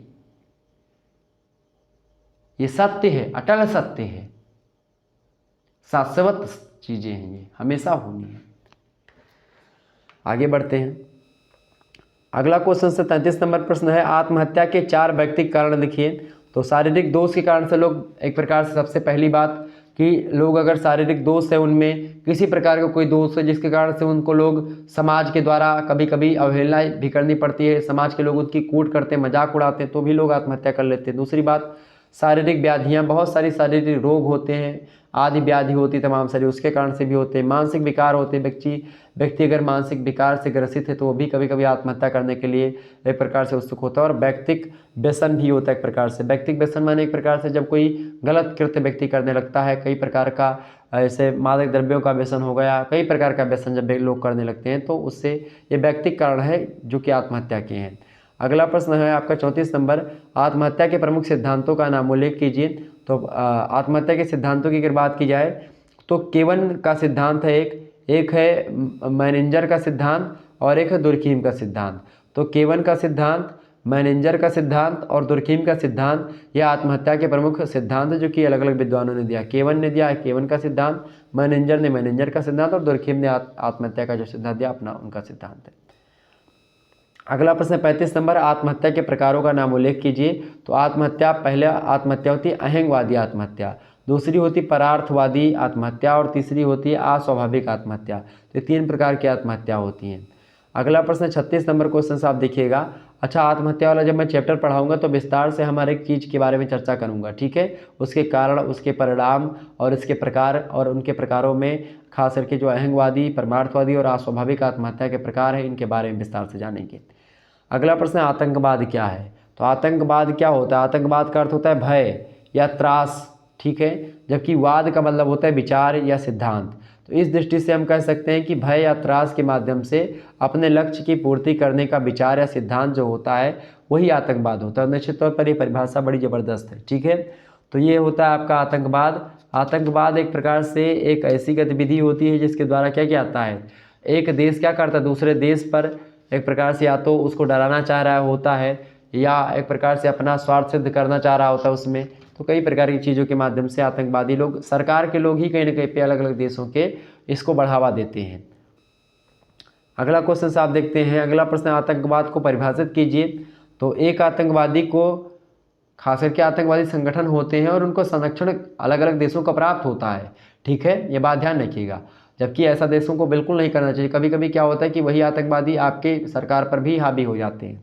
आतंकवाद को परिभाषित कीजिए। तो पूर्वार्जन बर्गर महोदय हैं, इन्होंने कहा कि एक आतंकवादी को उसके तत्कालीन लक्ष्य के संदर्भ में सर्वश्रेष्ठ तरीके से परिभाषित किया जा सकता है। यह लक्ष्य होता है कि भय उत्पन्न करने के उद्देश्य से शक्ति का प्रयोग करना और इस प्रकार अपने लक्ष्य की प्राप्ति करना, यानी कि भय, डरा करके, शक्ति का प्रयोग करके व्यक्तियों को, मतलब किसी समूह को, संगठन को, किसी देश को डराना और अपना स्वार्थ सिद्ध कर लेना, अपने लक्ष्य की प्राप्ति कर लेना, ये होता है आतंकवाद, ठीक है। अगला क्वेश्चन देखेंगे, 38 नंबर प्रश्न है, निर्धनता को परिभाषित कीजिए। निर्धनता की अगर बात की जाए तो निर्धनता उन वस्तुओं की पर्याप्त पूर्ति का अभाव होता है या कमी होती है जो व्यक्ति तथा उसके आश्रितों के स्वास्थ्य और कुशलता को बनाए रखने में सहायक हैं। गोडार्ड महोदय ने ऐसा कहा कि भाई निर्धनता क्या है? निर्धनता उन वस्तुओं की पर्याप्त पूर्ति का अभाव होता है जो व्यक्ति को उसकी और उसके जो आश्रित है व्यक्ति यानी उसके जो परिवार वाले हैं उनके स्वास्थ्य और कुशलता को बनाए रखने में आवश्यक होते हैं, वो एक प्रकार से नहीं हो पाता है। उन चीज़ों की कमी होती है जिससे वो अपने और अपने बच्चों का, अपने बीवी का पालन पोषण कर सकें। तो ऐसी स्थिति में वो व्यक्ति निर्धन होता है और यही स्थिति निर्धनता की स्थिति कहलाती है कि वो अपने और अपने आश्रितों की जो एक प्रकार से आवश्यकताएं हैं जीवन की उनको पूरा नहीं कर पाता है, जो कि सामान्य इच्छाएं होती हैं, कोई विशिष्ट इच्छा नहीं, सामान्य इच्छाओं की पूर्ति नहीं कर पाता। अगला क्वेश्चन आप देखिएगा 39 नंबर प्रश्न, निर्धनता के 4 कारण लिखिए। तो पहला कारण है संयुक्त परिवार प्रणाली, ये भी निर्धनता का एक कारण है। क्योंकि संयुक्त परिवार प्रणाली में क्या होता है कि भाई एक लोग अगर कमा रहे हैं तो दूसरा लोग बैठ करके खाते हैं, तो वो भी एक प्रकार से क्या होता है कि निर्धनता बढ़ती जाती है ऐसे में, या एक प्रकार से आलसीपन हो जाता है संयुक्त परिवार में। अगला प्रश्न है कुटीर उद्योगों का पतन, लगातार कुटीर उद्योग यानी जो एक प्रकार छोटे उद्योग थे उनका पतन हो रहा है, लोग मशीन एक प्रकार से मशीन सारा काम ले रही हैं, तो इसके कारण से क्या होता है कि बहुत कम संख्या में लोग नौकरी पा रहे हैं और निर्धन बनते चले जा रहे हैं। अगला है खेती की विपन्नता, एक प्रकार से खेती भी एक प्रकार से कम होती जा रही है। इसके अलावा अत्यधिक जनसंख्या भी लगातार बढ़ती जा रही है, इसके कारण से निर्धनता और भी बढ़ रही है। अगला क्वेश्चन है 40 नंबर, अल्पसंख्यक किसे कहते हैं? तो किसी विशेष आधार पर बने सामाजिक समूहों को जिनकी संख्या अपेक्षाकृत कम होती है उन्हें अल्पसंख्यक हम कहते हैं। जैसे कि हिंदू, मुस्लिम, सिख, ईसाई, इन सभी में मुस्लिम, हिंदू मतलब मुस्लिम, सिख और ईसाई ये सब क्या हैं? ये सब अल्पसंख्यक हैं। जैसे भारत में ये सब अल्पसंख्यक हैं। तो ये भारत एक देश है, इसमें हिंदू ज़्यादा हैं तो बाकी सारे धर्म के लोग क्या हैं? अल्पसंख्यक हैं। ठीक है। अगर सिख के संदर्भ में बात की जाए, मतलब कि केवल पंजाब के संदर्भ में, तो वहाँ पर सिख कम्युनिटी बहुसंख्यक मात्रा में है, जबकि हिंदू और मुस्लिम और एक प्रकार से बौद्ध, जैन ये सब बहुत कम संख्या में हैं। तो कहीं ना कहीं पे वो वहाँ पर हम लोग एक प्रकार यानी कि जो हिंदू समाज के लोग हैं वो एक प्रकार से अल्पसंख्यक हो गए। मुस्लिम समाज के लोग आप देखिएगा जहाँ पर हिंदू ज़्यादा है मुस्लिम कम है, तो वहाँ पर एक प्रकार से वो चीज़ें हो जाती हैं, मुस्लिम अल्पसंख्यक हो जाते हैं। अगला क्वेश्चन से आप देखिएगा, अगला प्रश्न 41 नंबर, मुस्लिम अल्पसंख्यक की 4 समस्याएं लिखिए। तो मनोवैज्ञानिक समस्या इनकी पहली समस्या है। दूसरी समस्या शिक्षा के अभाव की समस्या, कम पढ़ते लिखते हैं और इसके कारण से क्या होता है कि जो लोग उनको मतलब मुस्लिमों में ये चीज़ थोड़ा सा आप देखिएगा कि भाई लोग क्या करते हैं कि अगर पढ़े लिखे भी हैं तो उसमें एक प्रकार से पढ़ाई लिखाई को उतना महत्व मतलब वो कम थोड़ा सा देने का प्रयास करते हैं। कुछ लोग ऐसे हैं जो ऐसा करते हैं, बाकी अधिकतर लोग अब एक प्रकार से अच्छा कर रहे हैं। मुस्लिम जगत से मुस्लिम भाई बंधु हमारे बहुत आगे बढ़ रहे हैं। हमारे APJ अब्दुल कलाम हमारे एक प्रकार से आदर्श हैं, जो कि एक प्रकार से मिसाइल मैन के नाम से जानते हैं और पूरे भारत को रिप्रेजेंट करने का काम करते हैं। तो कहीं ना कहीं पे मनोवैज्ञानिक समस्याएं, शिक्षा नहीं रहती है और बहुत सारे अशिक्षित जो लोग होते हैं उनको समझाना, उनको बरगलाना बड़ा आसान होता है। अशिक्षित व्यक्ति उनको जो बताओगे वही उनको सही लगेगा। ठीक है, क्योंकि वो जानेंगे कि भाई साहब हो आप। पुलिस जाते हैं, जो अशिक्षित लोग होते हैं उनको खूब डांटते हैं, गरियाते हैं, जबकि वो बेचारा डर करके हाथ है साहब छोड़ दो साहब, अरे साहब ऐसे हाथ जोड़ता है, हम देखें गाँव वगैरह में होता है। तो लेकिन जो पढ़ा लिखा होता है उसको पुलिस उन्हें नहीं बोल पाती है, पुलिस को वही डांट देता है जो पढ़ा लिखा होता है। तो ये चीज़ें होती हैं। तो शिक्षा का अभाव होता है, तो ये भी एक समस्या है। तीसरी समस्या आर्थिक समस्या और चौथी है सांस्कृतिक भिन्नता, मतलब सांस्कृतिक भिन्नता भी उनकी अलग है। उनका रीति रिवाज, खान पान, पहनावा ओढ़ावा सब अलग है हिंदुओं से, तो वो भी एक प्रकार से उनकी समस्या है। तो ये भी एक प्रकार से उनकी समस्या मुस्लिम अल्पसंख्यकों की होती है। तो 41 नंबर ये एक प्रकार से प्रश्न है। अगला क्वेश्चन है आपका 42 नंबर, अनुसूचित जाति या दलित जाति के बारे में बताएं, दलित को परिभाषित कीजिए। तो अस्पृश्य जातियां वे जातियां हैं जिनके स्पर्श से व्यक्ति अपवित्र हो जाए और उसे पवित्र होने के लिए कुछ उपाय करना पड़े, उसको अस्पृश्य या दलित जाति बोलते हैं। डॉक्टर KN शर्मा ने यह परिभाषा दी है। ठीक है, तो दलित जाति एक प्रकार से पहले ऐसा होता था, छुआछूत का बहुत ज़्यादा प्रावधान था, लेकिन जब भारतीय संविधान लागू हुआ तो उसमें अनुच्छेद 17 में मौलिक अधिकार है हर व्यक्ति को कि अगर कोई व्यक्ति छुआछूत को लेकर के कोई बातें करता तो उसको लेकर के आप उसके खिलाफ केस कर सकते हैं। ठीक है, तो छुआछूत जैसी कोई समस्या अब एक प्रकार से भारत में नहीं रही है। लेकिन कुछ इलाके ऐसे जहाँ पर क्या होता है कि जो उच्च वर्ण की जाति, जैसे ब्राह्मण, क्षत्रिय ये सब हैं, ये सब निम्न वर्णों की जो जाति हैं उनमें क्या करते हैं, उनको एक प्रकार से अपने खटिया पर, जैसे कि गाँव वगैरह में होता है कि भाई खटिया है रखी है, तो उस पर अभी भी हम देखते हैं कहीं कहीं पर, जैसे बहुत दूर दराज इलाकों में जब आप जाएंगे तो वहाँ पर खटिया पे जैसे कि व्यक्ति आता तो वो उससे कहोगे कि चाचा तो नहीं खटिया बैठ जाओ, तो कहें अरे नाई भैया अब आप सब बैठे हो, हम कहाँ बैठे, तो अरे नाई काका बैठो, तब बैठते हैं। तो वो एक प्रकार से उनकी धारणा भी वैसी बनी हुई है और लोगों ने ऐसा किया उस समय, तो ऐसी वो धारणा बन गई और आज एक प्रकार से, लेकिन अब समानता आ रही है लगातार और आज सभी व्यक्ति समान है। ये बड़ा अच्छा लग रहा है देखने में और इसी प्रकार से समाज तालमेल के साथ आगे बढ़ता रहे। हमारे ब्राह्मण, क्षत्रिय, वैश्य, शूद्र सभी आपस में मिल करके और एक नए कीर्तिमान स्तंभ स्थापित करें। सभी समान है, कोई बड़ा और कोई छोटी जाति और कोई बड़ा धर्म, कोई छोटा धर्म नहीं होता है। सब धर्म बराबर होते हैं, सब जाति बराबर होती है, सब कुछ बराबर है। ठीक है, अब क्या होता है, उसी बराबर तरीके से सब भगवान सबको बराबर बनाता है, लेकिन अब वही चीज़ कोई व्यक्ति आगे निकल जाता है, कोई पीछे रह जाता है उसमें। ठीक है, ये बात है। अपनी सिचुएशन, अपने टैलेंट के हिसाब से लोग आगे बढ़ते हैं और कुछ लोग पीछे हो जाते हैं। अगला प्रश्न आप देखते 43 नंबर क्वेश्चन है, अनुसूचित जातियों, दलितों की 4 समस्याएं लिखिए। तो निम्न स्थिति पहली बात, दूसरी है सामाजिक संपर्क पर रोक, चौथी है सामाजिक स्थलों के उपयोग पर प्रतिबंध और चौथा है शिक्षा और मनोरंजन से वंचित। तो इसके कारण से दलितों की 4 समस्याएं थी। मतलब अब नहीं है ऐसी समस्याएं, अब दलित का बच्चा भी मनोरंजन कर सकता है, शिक्षा ग्रहण कर सकता है, मंदिर में जा सकता है, ठीक है, और सामाजिक संपर्क स्थापित कर सकता है। स्थिति भी उसकी अब उच्च हो चुकी है, कोई उतनी ज़्यादा सिचुएशन अब नहीं रही है। और एक प्रकार से कल आप लोगों ने देखा होगा बाबा साहेब भीमराव अम्बेडकर जी का जन्मदिन था। वो कहा करते थे भीमराव अम्बेडकर जी कि शिक्षा उस शेरनी का दूध है, जो पिएगा वही दहाड़ेगा। तो आज हमारे भाइयों बहनों को शिक्षा की ज़रूरत है। जो व्यक्ति शिक्षित होगा वो चिल्लाएगा, वो चिघाड़ेगा, वो बोलेगा, वो दहाड़ेगा शेरों की भांति, और जो नहीं पढ़े लिखेगा वो एक प्रकार से सियार की भांति नीचे बैठा रहेगा। ये बात आप ध्यान रखिएगा। तो पढ़ना बहुत ही ज़रूरी है ताकि आप अपने अधिकारों को जान पाएंगे और तभी एक प्रकार से अपने अधिकारों से वंचित नहीं रह पाएंगे। अगला क्वेश्चन, अगला प्रश्न आपका 44 नंबर प्रश्न है, अस्पृश्यता अधिनियम कब पारित हुआ। तो अस्पृश्यता अधिनियम जो पारित हुआ 1955 में पारित हुआ। बहुत ही इंपॉर्टेंट प्रश्न है, ऑब्जेक्टिव के लिए रट लीजिएगा। और अनुच्छेद 17 में अस्पृश्यता का अंत किया गया है, यानी कि अनटचबिलिटी एक प्रकार से ख़त्म किया गया है। अगला क्वेश्चन आप देखिएगा 45 नंबर प्रश्न है, अस्पृश्यता माने छुआछूत होता है। तो अस्पृश्यता के 4 दुष्परिणाम लिखिए। सामाजिक एकता में बाधक है अस्पृश्यता।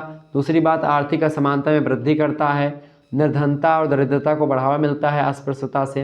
अंतर्जातीय संबंधों में वृद्धि होती है इसके कारण से। तो कहीं ना कहीं पे अस्पृश्यता के 4 दुष्परिणाम हैं जिसके बारे में मैंने आपको बताया। ठीक है, अगला क्वेश्चन आपका आ चुका है, पिछड़े वर्ग की 4 समस्याएं बताएं। तो सामाजिक समस्याएं हैं पिछड़े वर्ग की, पहली, दूसरी आर्थिक, तीसरी पिछड़े वर्गों की क्षेत्रीय समस्याएं हैं, क्षेत्रीय असमानताएं, और चौथी पिछड़े वर्गों के चयन में विलंब। तो एक प्रकार से पिछड़े वर्गों की ये 4 समस्याएं हैं। अगला क्वेश्चन आप देखिएगा 47 नंबर प्रश्न है, काका कालेलकर आयोग का गठन कब किया गया था। ऑब्जेक्टिव प्रश्न बहुत इंपॉर्टेंट है, आपकी परीक्षा में ये प्रश्न आएगा, हमेशा आता है। तो 29 जनवरी 1953 ईस्वी में काका कालेलकर आयोग का गठन किया गया था। इसके अध्यक्ष स्वयं काका कालेलकर थे, इसीलिए इसको काका कालेलकर आयोग के नाम से जानते हैं। अगला प्रश्न आपका है 48 नंबर, मंडल आयोग का गठन कब हुआ था। तो 1 जनवरी 1979 में हुआ था और इसके अध्यक्ष थे बीपी मंडल स्वयं। ठीक है, और इसीलिए इसको मंडल आयोग कहते हैं। अगला क्वेश्चन से आपका 49 नंबर, लैंगिक असमानता के 4 कारण लिखिए। लैंगिक असमानता का मतलब होता है लिंग के आधार पर भेदभाव। ठीक है, लैंगिक असमानता से स्त्री पुरुष में भेदभाव। ठीक है, तो सबसे पहला कारण है जीव शास्त्रीय परिप्रेक्ष्य। ठीक है, जो कि मनुष्य का एक प्रकार, जो पुरुष होते हैं उनको बल ज़्यादा होता है उनके पास, महिलाओं के पास उतना बल कम होता है। और उनकी एक प्रकार से कहने पे महिलाओं को एक प्रकार, महिलाएं कोमल होती हैं स्वभाव से भी और शरीर से भी, और पुरुष जो होते हैं स्वभाव से भी और शरीर से भी, दोनों से हष्टपुष्ट होते हैं। चूँकि शौर्य जो है वो पुरुषों का गहना रहा है और सौंदर्य स्त्रियों का गहना रहा है। और कहा जाता है कि शौर्य और सौंदर्य की जोड़ी जो होती है बड़ी धाकड़ होती है। अगर कोई एक प्रकार से पुरुष बहुत ज़्यादा बलवान है और स्त्री बहुत ज़्यादा सुंदर है तो उसका तालमेल बड़ा अच्छा बैठता है, और यही जोड़ी होती है भगवान के यहाँ से ही यही जोड़ी अच्छी मानी जाती है। ठीक है, तो जीव शास्त्रीय परिप्रेक्ष्य पहला, इसीलिए असमानता, लैंगिक असमानता के पहला कारण। दूसरा कारण मनोवैज्ञानिक परिप्रेक्ष्य, क्योंकि कभी कभी क्या होता है कि भाई लोग कहते हैं, पहले कहा करते थे कि भाई, मैं नहीं कहता हूँ ऐसा, लोग कहते हैं कि स्त्रियों का दिमाग जो होता है पुरुषों की अपेक्षा थोड़ा कम काम करता है, लेकिन मैं शायद ये नहीं मानता हूँ। क्योंकि क्या होता है आजकल हमारी जो बहनें हैं वो बहुत आगे जा रही हैं, और एक प्रकार से हमेशा आप देखिएगा जो हमारी बहनें हैं वो लगातार आगे जा रही। ये लड़कों को घमंड हो गया ना कि भाई ये हमारा दिमाग ज़्यादा काम करता है। एक आध पता नहीं कौन सा डाटा आया था उसमें पता चला था, तो उनको घमंड होगा कि हम बहुत तेज़ हैं, ये है दुनिया भर का, तीन तड़म करने लगे। और एक प्रकार से तब तक जो है हमारी बहनों ने दिखा दिया कि भाई एक प्रकार से कितना किसमें दम है। तो एक प्रकार से सरफरोशी की तमन्ना अब हमारे दिल में है, देखना है जोर कितना बाजू एक कातिल में है। तो एक प्रकार से हमारी बहनों ने उसको करके दिखाया। अभी आप देखते हैं रिजल्ट भी आया पीसीएस वगैरह का, उसमें बहुत सारी महिलाएं हमारे मतलब की जो बहनें हैं उनका नाम आगे रहा है।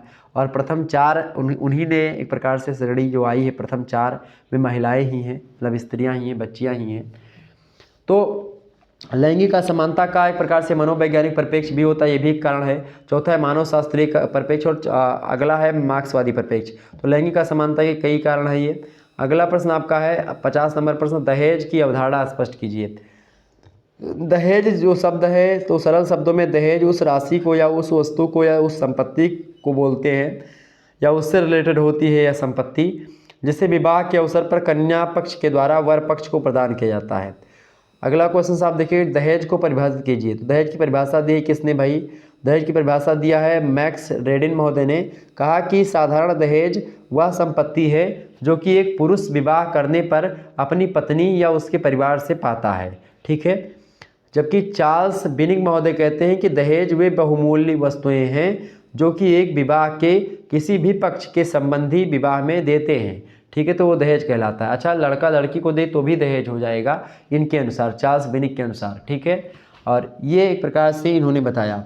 लेकिन अगर आप देखें तो एक प्रकार से क्या होता है, हिंदू धर्म में कैसा होता है, केवल लड़के पक्ष को ही मिलता है, लड़की के पिताजी देते हैं लड़के को यानी वर को देते हैं रुपया पैसा, कि कहते हैं हमें हीरो होंडा स्प्लेंडर पल्सर चाहिए, अब तो मोटरसाइकिल हम ले भी आए हम अपनी। तो ये एक प्रकार से ये चीज़ें होती हैं। तो दहेज के बारे में ये सब दहेज होता है, आजकल होता है कि भाई लोग आते हैं, तो अगर आपकी कमाई ठीक ठाक है, अगर आप सरकारी नौकरी पाए हो तो आपको एक प्रकार से 3-4 लाख रुपए तो दहेज आजकल मिल ही जाएगा। अगर आप सरकारी नौकरी करते हो तो 3 से 4 लाख आप पा जाओगे, छोटी मोटी भी सरकारी नौकरी है तो। अगर बड़ी सरकारी नौकरी है 60-70 हज़ार रुपये कमाते हो तो आपको 5-6 लाख रुपए बड़े आराम से मिलेंगे। हो सकता है कार वार भी दे दे। ठीक है, और भी अगर ऊपर नौकरी करते हो 1-1 लाख तक पहुंचते हो तो एकदम से कार तो फिक्स है आपकी, और नगद भी मिलेगा, सीकड़ घर मुट्ठी प्लस में मिलेगा। ठीक है, ये दहेज चल रहा है इस समय मार्केट में, बता रहा हूँ भाव ताव, अगर करिएगा कभी तो पता चलेगा। लोग आते हैं इससे, तो लोग जब आएंगे शादी वादी देखने, मैं तो गांव से ही हूँ तो मुझे पता है पूरा सिचुएशन क्या होती है, आपको भी पता होगी। तो जब आते हैं देखने के लिए तो वो मन में बनाए रहते कि भाई हाँ 2 लाख रुपया हम खर्च करबे ब्याह में देने में इन लोगों के, तो 1.5 लाख रुपये मान लीजिए दहेज नगद दे देवे, 51 हज़ार रुपये में हार कुल मामला दे देवे। ठीक है, अब यहाँ पे आते तो यहाँ से पूछते हैं भाई का ले वो भैया, का लेन देन क्या हुई, ऐसे कहेंगे लेन देन क्या हुई भैया, तो कहें अच्छा तो वहाँ पे नहीं बात करेंगे जहाँ पर घर पे बैठेंगे पानी वानी पियेंगे। तो दो आदमी जो घर के जो सीनियर होंगे लड़के के, वो जाएंगे आगे थोड़ा सा, 1 आदमी 2 आदमी जो मेन होंगे, और उधर से भी लड़के के पिताजी 2-3 आदमी जाएंगे वहाँ दूर, थोड़ा सा बात कर लेंगे लेन देन की चुप गुप में कि क्या देना है क्या लेना है। और जबकि जब वहाँ पे डाल वाल पे रखेंगे या फिर द्वार पूजा में जब चढ़ाएंगे या तिलक में चढ़ाया जाता है तो उसको खोल देंगे, वीडियो कैमरा खूब बनाएंगे बड़ा सा। तो ये चीज़ें होती हैं आज समाज में, आप देखेंगे। दहेज ये होता है, हालांकि दहेज वगैरह एक प्रकार से किसी से कुछ कहना नहीं चाहिए कि हमको चाहिए, स्वेच्छा से अगर कोई व्यक्ति देता तो उसको नकारना भी नहीं चाहिए। ठीक है, तो ये एक चीज़ प्रकार से ऐसी आप धारणा बनाएं कि भाई ना तो हम दहेज मांगेंगे और एक प्रकार से ना हम दहेज देंगे। और ख़ास करके अगर लड़कियां आजकल हमारी अगर नौकरियां पा रही तो इसमें क्या हो रहा है कि बहुत ज़्यादा दहेज प्रथा जो है अब उसमें कम होती जा रही है धीरे धीरे। अगर हमारी लड़कियां, अच्छा अब तो सामाजिक प्रतिष्ठा बन गई दहेज कि बगलिया वाले फलाने 2 लाख रुपया पाइन, एक मोटरसाइकिलों पाइन, तो हमहू 2 लाख का है ना पैबे, हम उनसे कम हन। इस प्रकार से धारणा लोगों की अपना गई है। तो लोग क्या सोचते हैं कि भाई बगलिया वाला 2 लाख पाई से अगर हम 1.5 लाख पाए तो हमारा प्रतिष्ठा गिर गए, हमारा पार्टी दरबा आगे नहीं करेगा। तो इस प्रकार से लोग सोचते हैं। तो इस धारणा को थोड़ा सा कम करना पड़ेगा। अरे यार दहेज 2 लाख 3 लाख रुपया मिलेंगे तो का कह ले वो का दे 2-3 साल में ख़त्म हो जी। ठीक है, जहाँ तक मैं समझ पा रहा हूँ। बाकी अगर आप अच्छे तरीके से समझ पा रहे हैं तो आप लीजिए और आप दीजिए, कोई मतलब नहीं है। लेकिन फिर भी दहेज के लिए किसी को मारना, किसी को पीटना, या किसी को दहेज के लिए विवाह ना करना, विवाह के मंडप से भगा देना, ये बड़ी गलत चीज़ है और ऐसा बिल्कुल भी नहीं होना चाहिए। आगे बढ़ते हैं। अगला प्रश्न है 52 नंबर प्रश्न है, तलाक का मुख्य उद्देश्य क्या है? तो तलाक का मुख्य उद्देश्य उन लोगों को राहत प्रदान करना है जिनके सामान्य वैवाहिक संबंध कटु, दुखद और दुर्भर मतलब कि दूभर हो गए हैं। तलाक का मुख्य उद्देश्य यही होता है। तलाक का मुख्य उद्देश्य क्या होता है? जैसे कि अगर उनका वो एक प्रकार तलाक माने होते विवाह विच्छेद जिसको आप कहते हैं हिंदी में। और मुस्लिम समाज में तलाक तो एक प्रकार से आम था, पहले बहुत जल्दी हो जाता था, लेकिन सुप्रीम कोर्ट ने इस पर एक प्रकार से मुहर लगाई है। तो अब क्या है कि एक प्रकार से हिंदू धर्म में पहले नहीं था, लेकिन 1955-54 में आ गया है ये, ठीक है। हिंदू विवाह अधिनियम आया, उसमें इसको शामिल कर दिया गया है तलाक को, विवाह विच्छेद को, तब से ये है, बाकी पहले नहीं था। तलाक का मुख्य उद्देश्य क्या है भाई?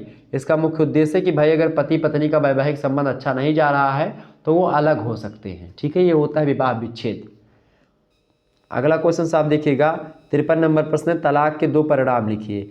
तो पहला, तलाकशुदा मुख्य रूप से युवा, गरीब और अशिक्षित या कम शिक्षित होते हैं, ये जो एक प्रकार से तलाक के पहला परिणाम। दूसरा परिणाम ये है कि वैवाहिक जीवन की लंबी अवधि से तलाक की दर कम होती प्रतीत होती है, अर्थात विवाह के कुछ वर्षों बाद तलाक अधिक होता है, ठीक है। विवाह के एक प्रकार से जब विवाह जल्दी होती है तो विवाह एक प्रकार तुरंत नहीं होता है तलाक, कुछ दिनों तक बड़ा शांत रहता है माहौल, फिर धीरे धीरे पोल खुलती है एक दूसरे की, फिर तलाक को इसे सिचुएशन आती है। और आजकल तलाक, विवाह विच्छेद वगैरह तो ये पहले नहीं होता था, हिंदू समाज में तो था ही नहीं व्यवस्था, ये व्यवस्था ही नहीं थी तलाक की। और ये विवाह विच्छेद की कोई समस्या मतलब कि कोई वही नहीं था, सभी खुशी से रहती थी। एक प्रकार से अपने आप को अंडरस्टैंडिंग पावर समझना पड़ता है। आपको बता दूं, किसी लड़की को परफेक्ट लड़का नहीं मिलता जो सोचती है कि हमको ऐसा ही चाहिए शाहरुख खान जैसा, उसको बिल्कुल भी नहीं मिलती। और जो सोचता है कि हमको माधुरी दीक्षित और ऐश्वर्या राय चाहिए, उसको भी नहीं मिलती। तो ये मत सोचिए कि हमको नहीं यही चाहिए आलिया भट्ट और इनके जैसी, तो वो भी नहीं मिलेगी। आप ही सोचिए कि हमको शाहरुख खान और अजय देवगन जैसा लड़का चाहिए, तो आपको भी नहीं मिलेगा। आपको क्या करना है कि भाई मिल रहा है, आपके माता पिताजी ने उसको देखा है, अच्छा देखा है, समाज के लोगों ने देखा, आपके नाते रिश्तेदारों ने देखा है, आपने भी उसको देखा, अच्छा है, शादी करिए। और अगर उसकी कोई खामियां हैं, कोई उसमें गलत चीज़ें हैं, तो उसको आप ऐसा समझाने का प्रयास करें ताकि वो एक प्रकार से वैसा ना करे।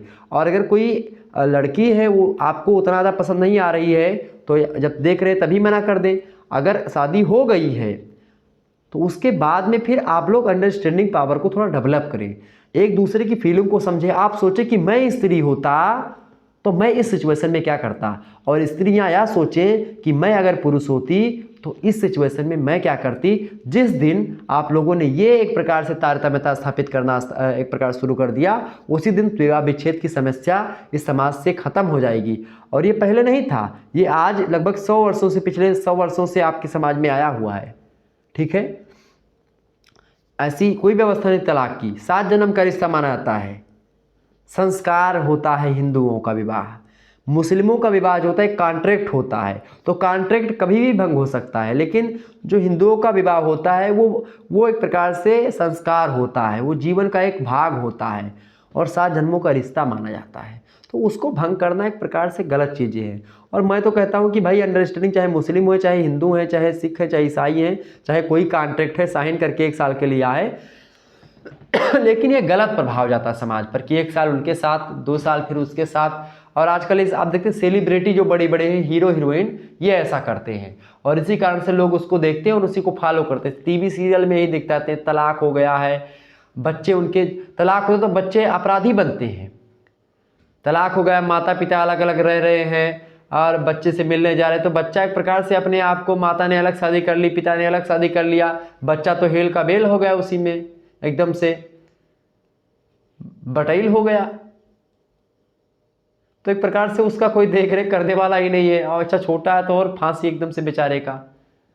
अब सौतेली माता मिले, एक प्रकार से जो पिता मिले सौतेला, तो उससे क्या होगा, वो उसको नहीं चाहेगा ना, उसको उतना प्यार नहीं करेगा जो अपने बच्चों को करेगा, तो उससे बच्चे अपराधी बनते हैं।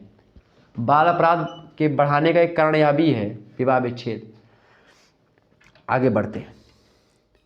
अगला क्वेश्चन आपका 54 नंबर प्रश्न है, मुस्लिम विवाह विच्छेद अधिनियम कब पारित किया गया? 1939 ईस्वी में। ऑब्जेक्टिव प्रश्न है। अगला क्वेश्चन आप देखिएगा, हिंदुओं में विवाह विच्छेद के विपक्ष में 4 तर्क दीजिए।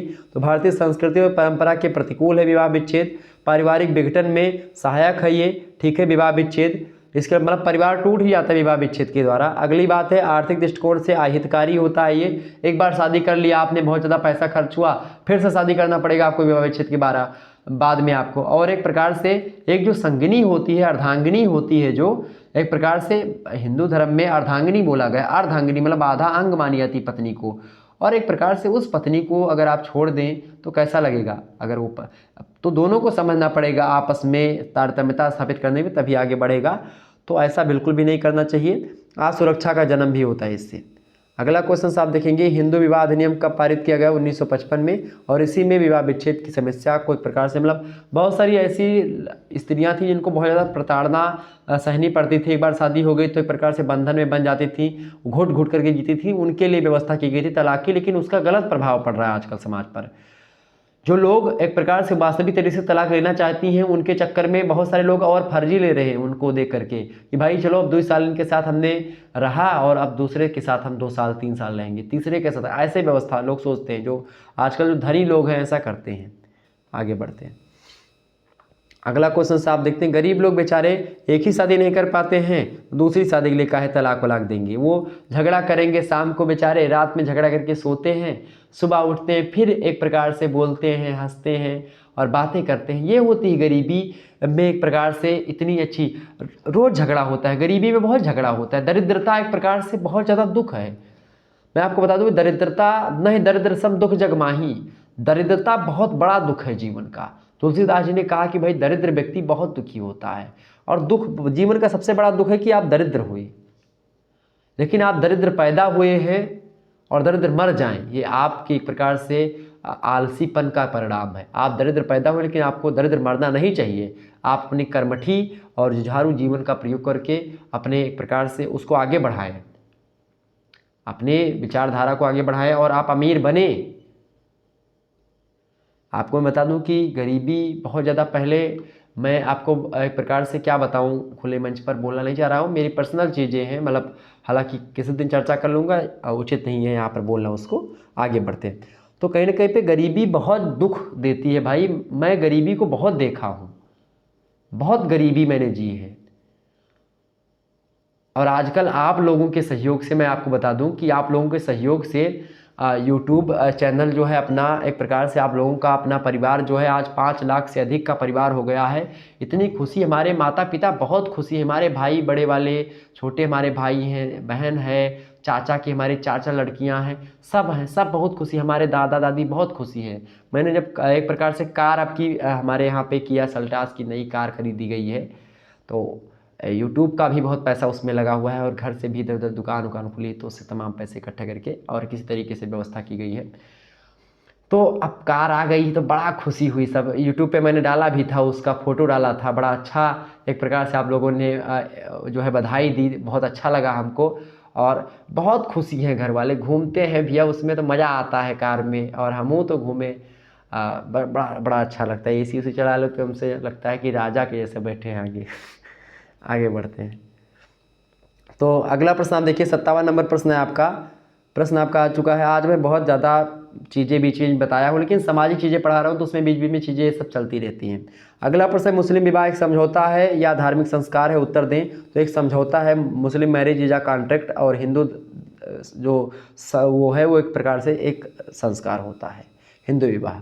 अगला प्रश्न है, मुसलमानों में तलाक के प्रकार बताइए। तो इनमें तलाक कई प्रकार के होते हैं, तलाक़ हसन, तलाक़ अहसन, तलाक़ उल बिद्दत और तलाक़ तहबीज, ये तलाक़ के प्रकार होते हैं। अगला प्रश्न आप देखिएगा, अंतर पीढ़ी संघर्ष क्या होता है? अंतर पीढ़ी संघर्ष और अंतः पीढ़ी संघर्ष, 2 प्रकार के संघर्ष होते हैं। मैं आपको यहाँ पर क्लियर कर दूँ दोनों संघर्ष। जो अंतः पीढ़ी संघर्ष होता है, अंतः ऐसे लिखा हुआ मिलेगा, अंतः पीढ़ी मतलब एक समान पीढ़ी है, यानी जैसे कि आपकी युवा पीढ़ी है और आपके युवा पीढ़ी मतलब कि आपके आपके विचारों में और आपके मित्र के विचारों में जब मतभेद होता है तो वो अंतःपीढ़ी संघर्ष होता है। मतलब इस प्रकार से वैचारिक संघर्ष, तो अंतःपीढ़ी संघर्ष आपके समकालीन, आपके एज ग्रुप में एक प्रकार से जब वैचारिक संघर्ष होता है तो उसको एक प्रकार से अंतःपीढ़ी संघर्ष कहते हैं। जब एक ही पीढ़ी के बीच में संघर्ष होता है तो अंतःपीढ़ी संघर्ष। लेकिन वही संघर्ष मेरे प्यारे दोस्तों जब दो पीढ़ियों के बीच में होता है तो या किसी तीसरी पीढ़ी के बीच में होता है, ठीक है, तो वो संघर्ष अंतरपीढ़ी संघर्ष होता है। कैसा संघर्ष? जैसे कि अंतरपीढ़ी संघर्ष की बात की जाए, मैं आपको बता दूं कि जैसे कि दो पीढ़ी या दो से अधिक पीढ़ियों के बीच में संघर्ष जब होता है तो वो संघर्ष अंतरपीढ़ी संघर्ष होता है। जैसे कि आपके दादाजी हैं, ठीक है, और आप हो, तो आपके दादाजी दूसरी पीढ़ी के हैं, मतलब तीसरी पीढ़ी के हैं, और आप जो है ये मतलब कि एक आपके पिताजी की पीढ़ी बीच में आ गई, ठीक है, तो पिताजी को छोड़ दीजिए मान लेते हैं 1 मिनट के लिए, मतलब ऐसे मत छोड़िएगा, लेकिन वैसे आप यहाँ पर मैं इसको हटा दे रहा हूँ, लेकिन एक पीढ़ी बीच में है, इसको ध्यान रखेंगे। तो दादा और आप, बहुत ध्यान समझिएगा, अंतरपीढ़ी अंतःपीढ़ी संघर्ष क्लास एकदम से। तो अंतरपीढ़ी संघर्ष का मतलब तो दो पीढ़ियों के बीच में। आपके दादा के विचार हैं कि भाई वो धोती कुर्ता अंगोछा पहनते हैं और आप जब पैंट शर्ट टाई लगा करके निकलते हैं सुरमा और काजल लगा करके तो डांटते हैं, अरे कहाँ सुरमा लगाए निकले हुए पैंट शर्ट। अभी हमारे घर में हमारे दादाजी कभी कभी ऐसा होता है, अरे धोती पहना करो, अंगोछा लेके घूमा करो कभू कभू, तो कभी कभी पहनना भी पड़ता है। तो खास करके तो ये होता है वैचारिक संघर्ष। तो हम बोलेंगे कि भाई जो है दादाजी वस्त्र से कुछ नहीं होता है, अगर आपके सोच अच्छी है तो ये चीज़ें होती हैं। तो कहते हैं ये नहीं होता है, ये वस्त्र भी बहुत ज़्यादा कहीं ना कहीं पे इफेक्ट डालता है सामने वाले पर। पूर्वाग्रह कोई व्यक्ति आपके मन में वस्त्रों के द्वारा ही बनाता है, वो भी बड़े विद्वान आदमी हैं, हमारे पिताजी बड़े विद्वान आदमी हैं, बहुत ज़्यादा एक प्रकार से। उनसे तो अगर मैं अंतरपीढ़ी संघर्ष होती है, वैचारिक संघर्ष होता है कभी कभी, तो मुझे ही हारना पड़ता है। आपको बता दूं कि मेरे तर्क उतने ज़्यादा सुटेबल नहीं होते हैं अच्छे जितने हमारे पिताजी के होते हैं। तो इन दो मतलब दो पीढ़ियों के बीच में, आपके पिताजी के और आपके बीच में संघर्ष होता है। बहुत सारे वैचारिक संघर्ष होते हैं। आपके विचार हो सकता है कुछ दूसरे होंगे, घूमने टहलने और मौज मस्ती करें, वो कहते हैं कि बेटा पढ़ ले, तो कहीं ना कहीं पे क्या होता है, ये भी संघर्ष है। तो ये सब भी अंतरपीढ़ी संघर्ष हैं। तो आपके विचार और आपके पिताजी के विचार, आपके पिताजी कहते हैं कि भैया नहायो है तो एक लोटा जल भगवान सूर्य का चढ़ा दो, शंकर भगवान का चढ़ा दो। आप कहते हो जा पापा काव चढ़ाई, तो नहीं चढ़ाते हैं। तो ये भी एक प्रकार से क्या है, ये वैचारिक संघर्ष। आप कहोगे कि भाई इसमें क्या है, आप तर्क करोगे भगवान पर कि ये एक प्रकार से पत्थर हैं, इसमें क्या जल चढ़ाना, लेकिन वो पत्थर नहीं है।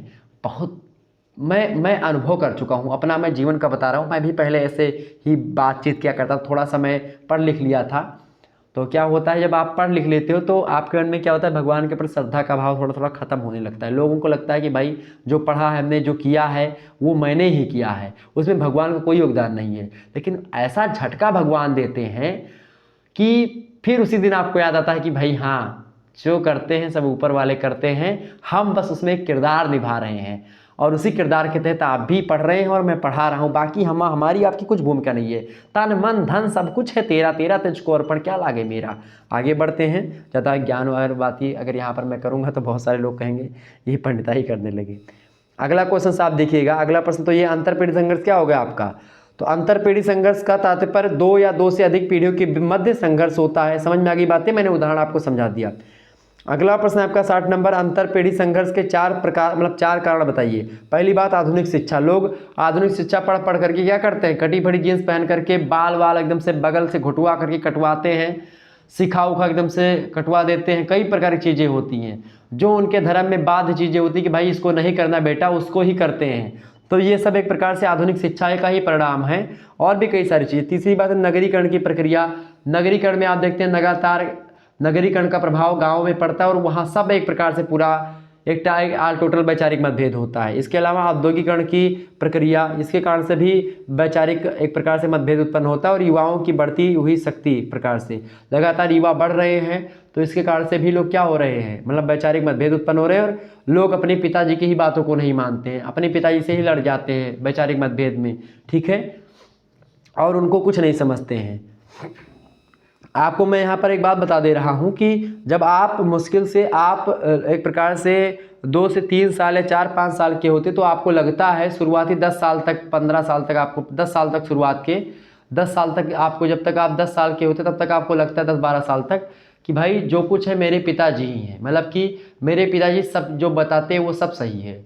और जब थोड़े बड़े होते हैं तब आपको वास्तविक ज्ञान से पता चलता है। तो जैसे पिताजी कहते थे कि भाई ये कहाँ से आया, कोई चीज़ भी आप बोल दीजिए कि भाई गन्ने के रस में मिठास कहाँ से आया, गन्ना इतना मीठा क्यों है, तो पापा पहले बचपन में बताते थे कि भाई गन्ने के रस में भगवान उसमें मीठा डाल चीनी डाल देते हैं। अब क्या बताएं कि भाई गन्ना के बोया आता है इसमें ऐसे दुनिया भर का, वो क्या बताएंगे बच्चे को छोटे से।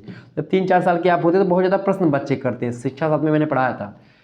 तो वो प्रश्न अपने पिताजी से करते हैं कि पापा गन्ना में मीठा कहाँ से आवत है, तो पापा बताते हैं कि बेटा इसमें जो है भगवान जी आते हैं और उसमें चीनी डाल देते हैं, मीठा हो जाता है।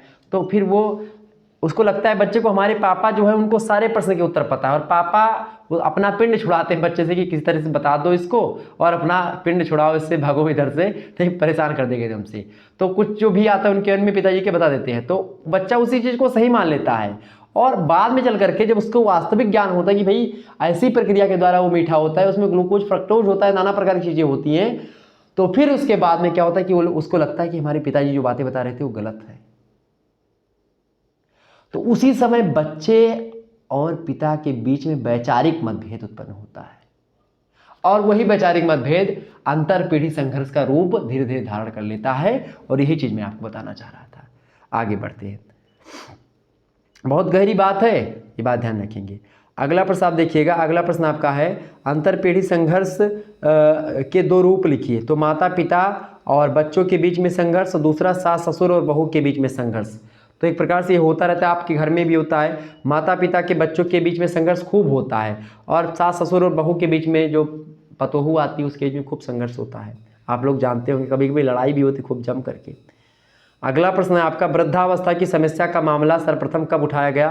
तो यह मामला संयुक्त राष्ट्र संघ में सबसे पहले 1948 में उठाया गया था। वृद्ध अवस्था की जो समस्या होती है, बहुत सारी समस्याएं होती हैं। वृद्धावस्था किसे कहते हैं, तो सामान्य जीवन के परिवर्ती काल को वृद्धावस्था बोलते हैं, जब व्यक्ति एक प्रकार से शिथिल हो जाता है, कहीं पर आ जा नहीं सकता है, मतलब आ जा सकता है लेकिन थकान महसूस करता है, कम दिखने लगता है, कम सुनाई पड़ने लगता है, दांत गिरने लगते हैं, ठीक है, लोग उनके पास बैठने से मना कर, आप देखते हैं जब बुढ़े हो जाते हैं लोग तो उनके पास लोग उनसे बात भी नहीं करना चाहते। तो कभी कभी जब आपके पास समय हो, मैं आपको बता रहा हूँ एक बड़े भाई होने के नाते, कि जब भी आपके पास कभी समय हो तो अपने दादा दादी के पास कभी बैठिएगा, उनसे बातचीत कर लेंगे तो वो बड़े खुशी होते हैं, ठीक है। अपनी दादी के पास बैठेंगे तो दादी जी अपने नैहरे की चीज़ें बताएंगी, नैहरे मतलब अपने मायके की जो बातें होंगी वो आपको बताएंगी, ठीक है। दादाजी आपको आप अपने घर की इधर आस पड़ोस की बातें बताएंगे, पुरानी कथाएं बताएंगे, सुनाएंगे। तो कभी सुनिएगा, बचपन में जो आप दादा नानी की कहानियाँ सुना करते थे तो उसको सुने बड़ा अच्छा लगता है। और कभी उनके पास बैठेंगे तो उनकी जो सिचुएशन है उनको अकेलेपन महसूस होने लगता है धीरे धीरे। अगर शहरों में एक प्रकार से दादाजी रह रहे हैं तो बहुत ज़्यादा बेकार है एकदम से, फिर ज़िंदगी उनकी एकदम से नष्ट ही है। गाँव में तो 4-5 लोग मिलते रहते हैं, और भाई का हाल चल, पान पुकार खाएं, सुरती खाई, ओकरे बाद में ठोके नोकिन ताश वाश खेल लें, चला ये काम बढ़िया से अपन उनका होएगा मनोरंजन। लेकिन शहरों में उतना मनोरंजन होता नहीं, अकेले बैठे बैठे परेशान हो जाते हैं बेचारे। अगला प्रश्न आप देखिएगा, 65 नंबर क्वेश्चन है आपका, विकास का क्या अर्थ है। तो विकास का अर्थ होता है वृद्धि या क्रमिक प्रगति होना, ठीक है।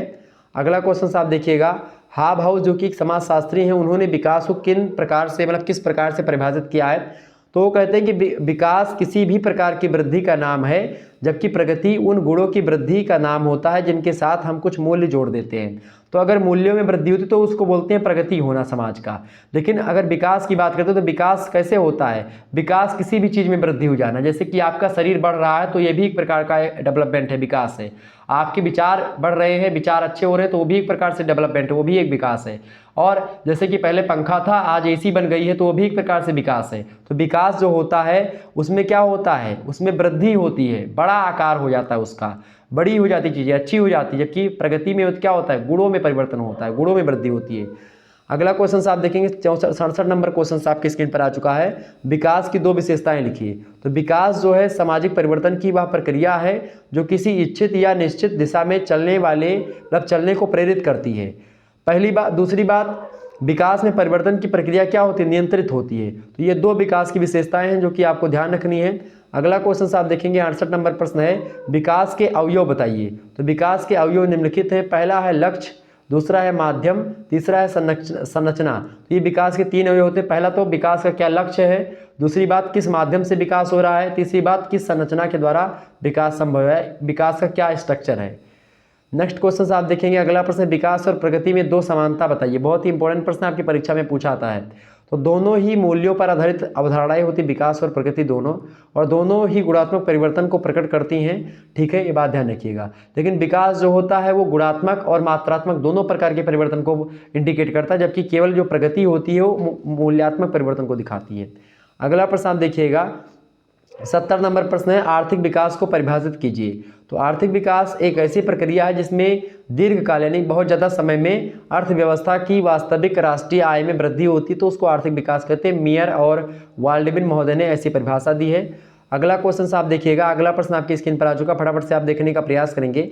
अगला प्रश्न आपका आ चुका है, आर्थिक विकास की दो विशेषताएं बताइए। तो आर्थिक विकास एक सतत प्रक्रिया है, सस्टेनेबल एक प्रकार से प्रक्रिया है, ये लगातार चलने वाली प्रक्रिया आर्थिक विकास। दूसरी बात, आर्थिक विकास में वास्तविक यानी कि जो रियल एक प्रकार से राष्ट्रीय आय होती है उसमें वृद्धि होती है, वास्तविक तरीके से वृद्धि होती है।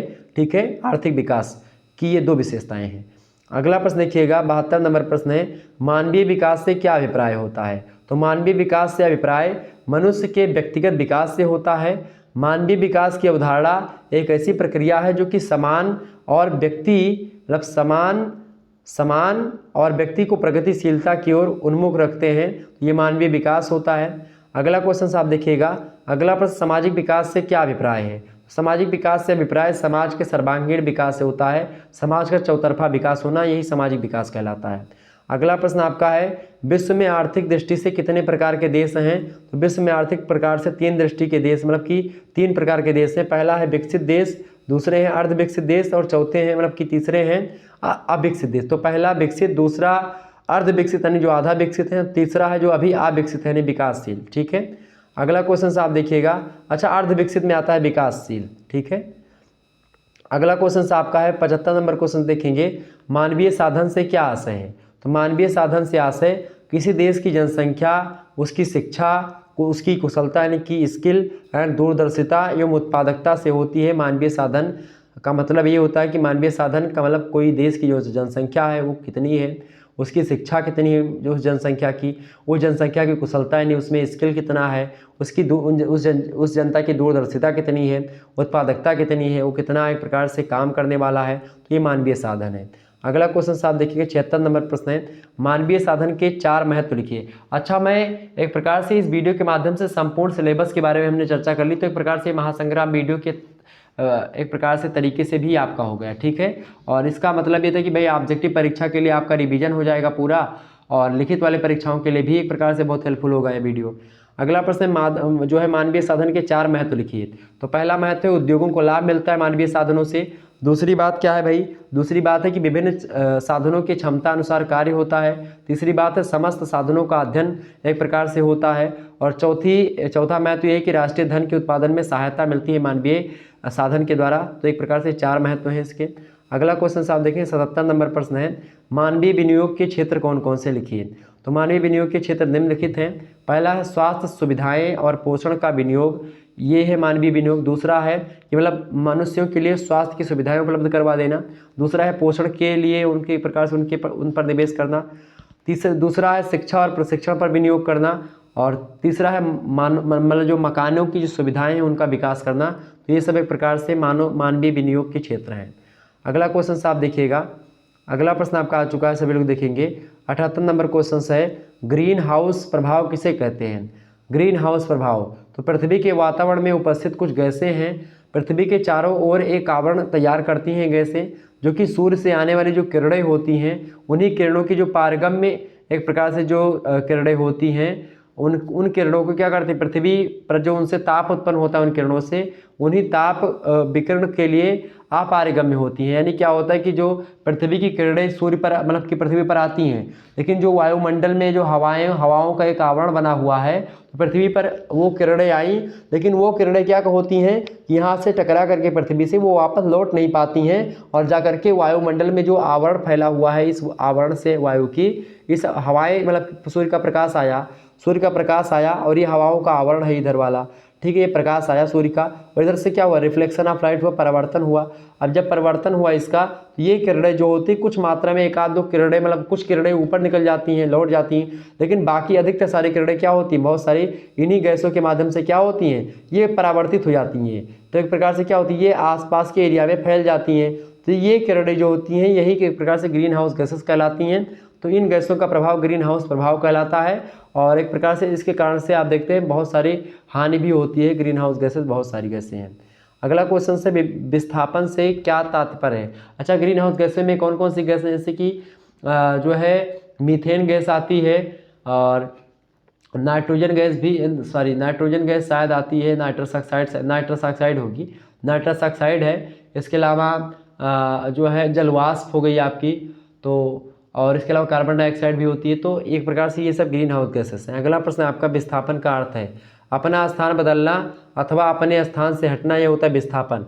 विस्थापन एक चैप्टर है, जब विकास होता है तो विस्थापन की समस्या उत्पन्न होती है। जैसे कि बांध कहीं पर बन रहा होता है तो मनुष्यों का विस्थापन होता है, क्योंकि बांध बनने से बहुत एरिया कवर हो जाती है, जल भराव की समस्या उत्पन्न होती है, जिसके कारण से स्थानांतरण की समस्या उत्पन्न होती है। मतलब मनुष्य वहाँ पर रह रहा है तो कोई विकास काम हो रहा है, जैसे कि कोई सड़क बन रही तो घर अगर रास्ते में पड़ रहा है तो घर टूट जाता है, अलग रहना पड़ता है उसको, या रेलवे लाइन का विकास हो रहा है तो कभी कभी क्या होता है कि रास्ते में अगर घर पड़ गया तो फिर दिक्कत होती है। कई प्रकार बाजार पड़ती हैं, बड़ी बड़ी सड़कें बनती हैं तो बाजार टूट जाती हैं। तो एक प्रकार से क्या होता है, ये सब होता है विस्थापन। या नहरें बनाई जा रही हैं, या एक प्रकार से बांध बनता है तो बहुत सारे घर जो होते, पता नहीं, लगभग आपके देखते हैं कि हजारों हजारों की संख्या में, लाखों लाखों की संख्या में लोगों का विस्थापन हुआ है बांध बनने की वजह से। लोगों को अलग मकान वगैरह दिया जाता है कि भाई आप यहाँ पर रहो, ठीक है, और कई प्रकार की चीज़ें। तो ये सब विकास के परिणाम स्वरूप ही होता है। तो विस्थापन का अर्थ है अपना स्थान बदलना या अपने स्थान से हटना। जब कोई व्यक्ति या समूह जो होता है किसी कारणवश अपने अस्थायी स्थान से हट जाता है और या अथवा उसको हटा देता है सरकार के द्वारा, तो उसको हम विस्थापन कहते हैं। अगला प्रश्न आपका है 80 नंबर क्वेश्चन से, पुनर्स्थापन या पुनर्वास संबंधी राष्ट्रीय नीति कब मंजूर की गई है। तो 2003 में मंजूर की गई। ऑब्जेक्टिव में प्रश्न हमेशा बनता है, रट लीजिएगा, एकदम से आएगा। अगला क्वेश्चन से आप देखेंगे 81 नंबर प्रश्न है, और आज की वीडियो का लास्ट प्रश्न है। एक बार फटाफट से आप वीडियो को लाइक और शेयर कर दीजिएगा। अगर वीडियो में मजा आया हो, सारे आपके कॉन्सेप्ट क्लियर हुए हों, तो आप लोग वीडियो को लाइक और शेयर कर दीजिएगा। अगला प्रश्न आपका, विस्थापन संबंधी 2 उदाहरण दीजिए। तो पहला है, पंजाब जम्मू कश्मीर में आतंकवाद से पीड़ितों को वहां से हटाया गया और दिल्ली आदि में बसाया गया आकर के। आप देखते पंजाब या जम्मू कश्मीर में आप देखते पंडितों को किस प्रकार से भगाया गया, तो वो सब एक प्रकार से आप देखते हैं तो वो सब भी विस्थापन, ये कि उनके घर से ही भगा दिया गया, वहाँ पर रहते थे कश्मीरी पंडित, उनको भगा दिया गया। तो एक प्रकार से पंजाब में भी यही हाल। तो इससे क्या हुआ, जो वहाँ से लोग भगाए गए वो लोग आकर के दिल्ली में, कुछ लोग अलग स्थानों पर जाकर के बसे, तो ये बसाया गया सरकार के द्वारा।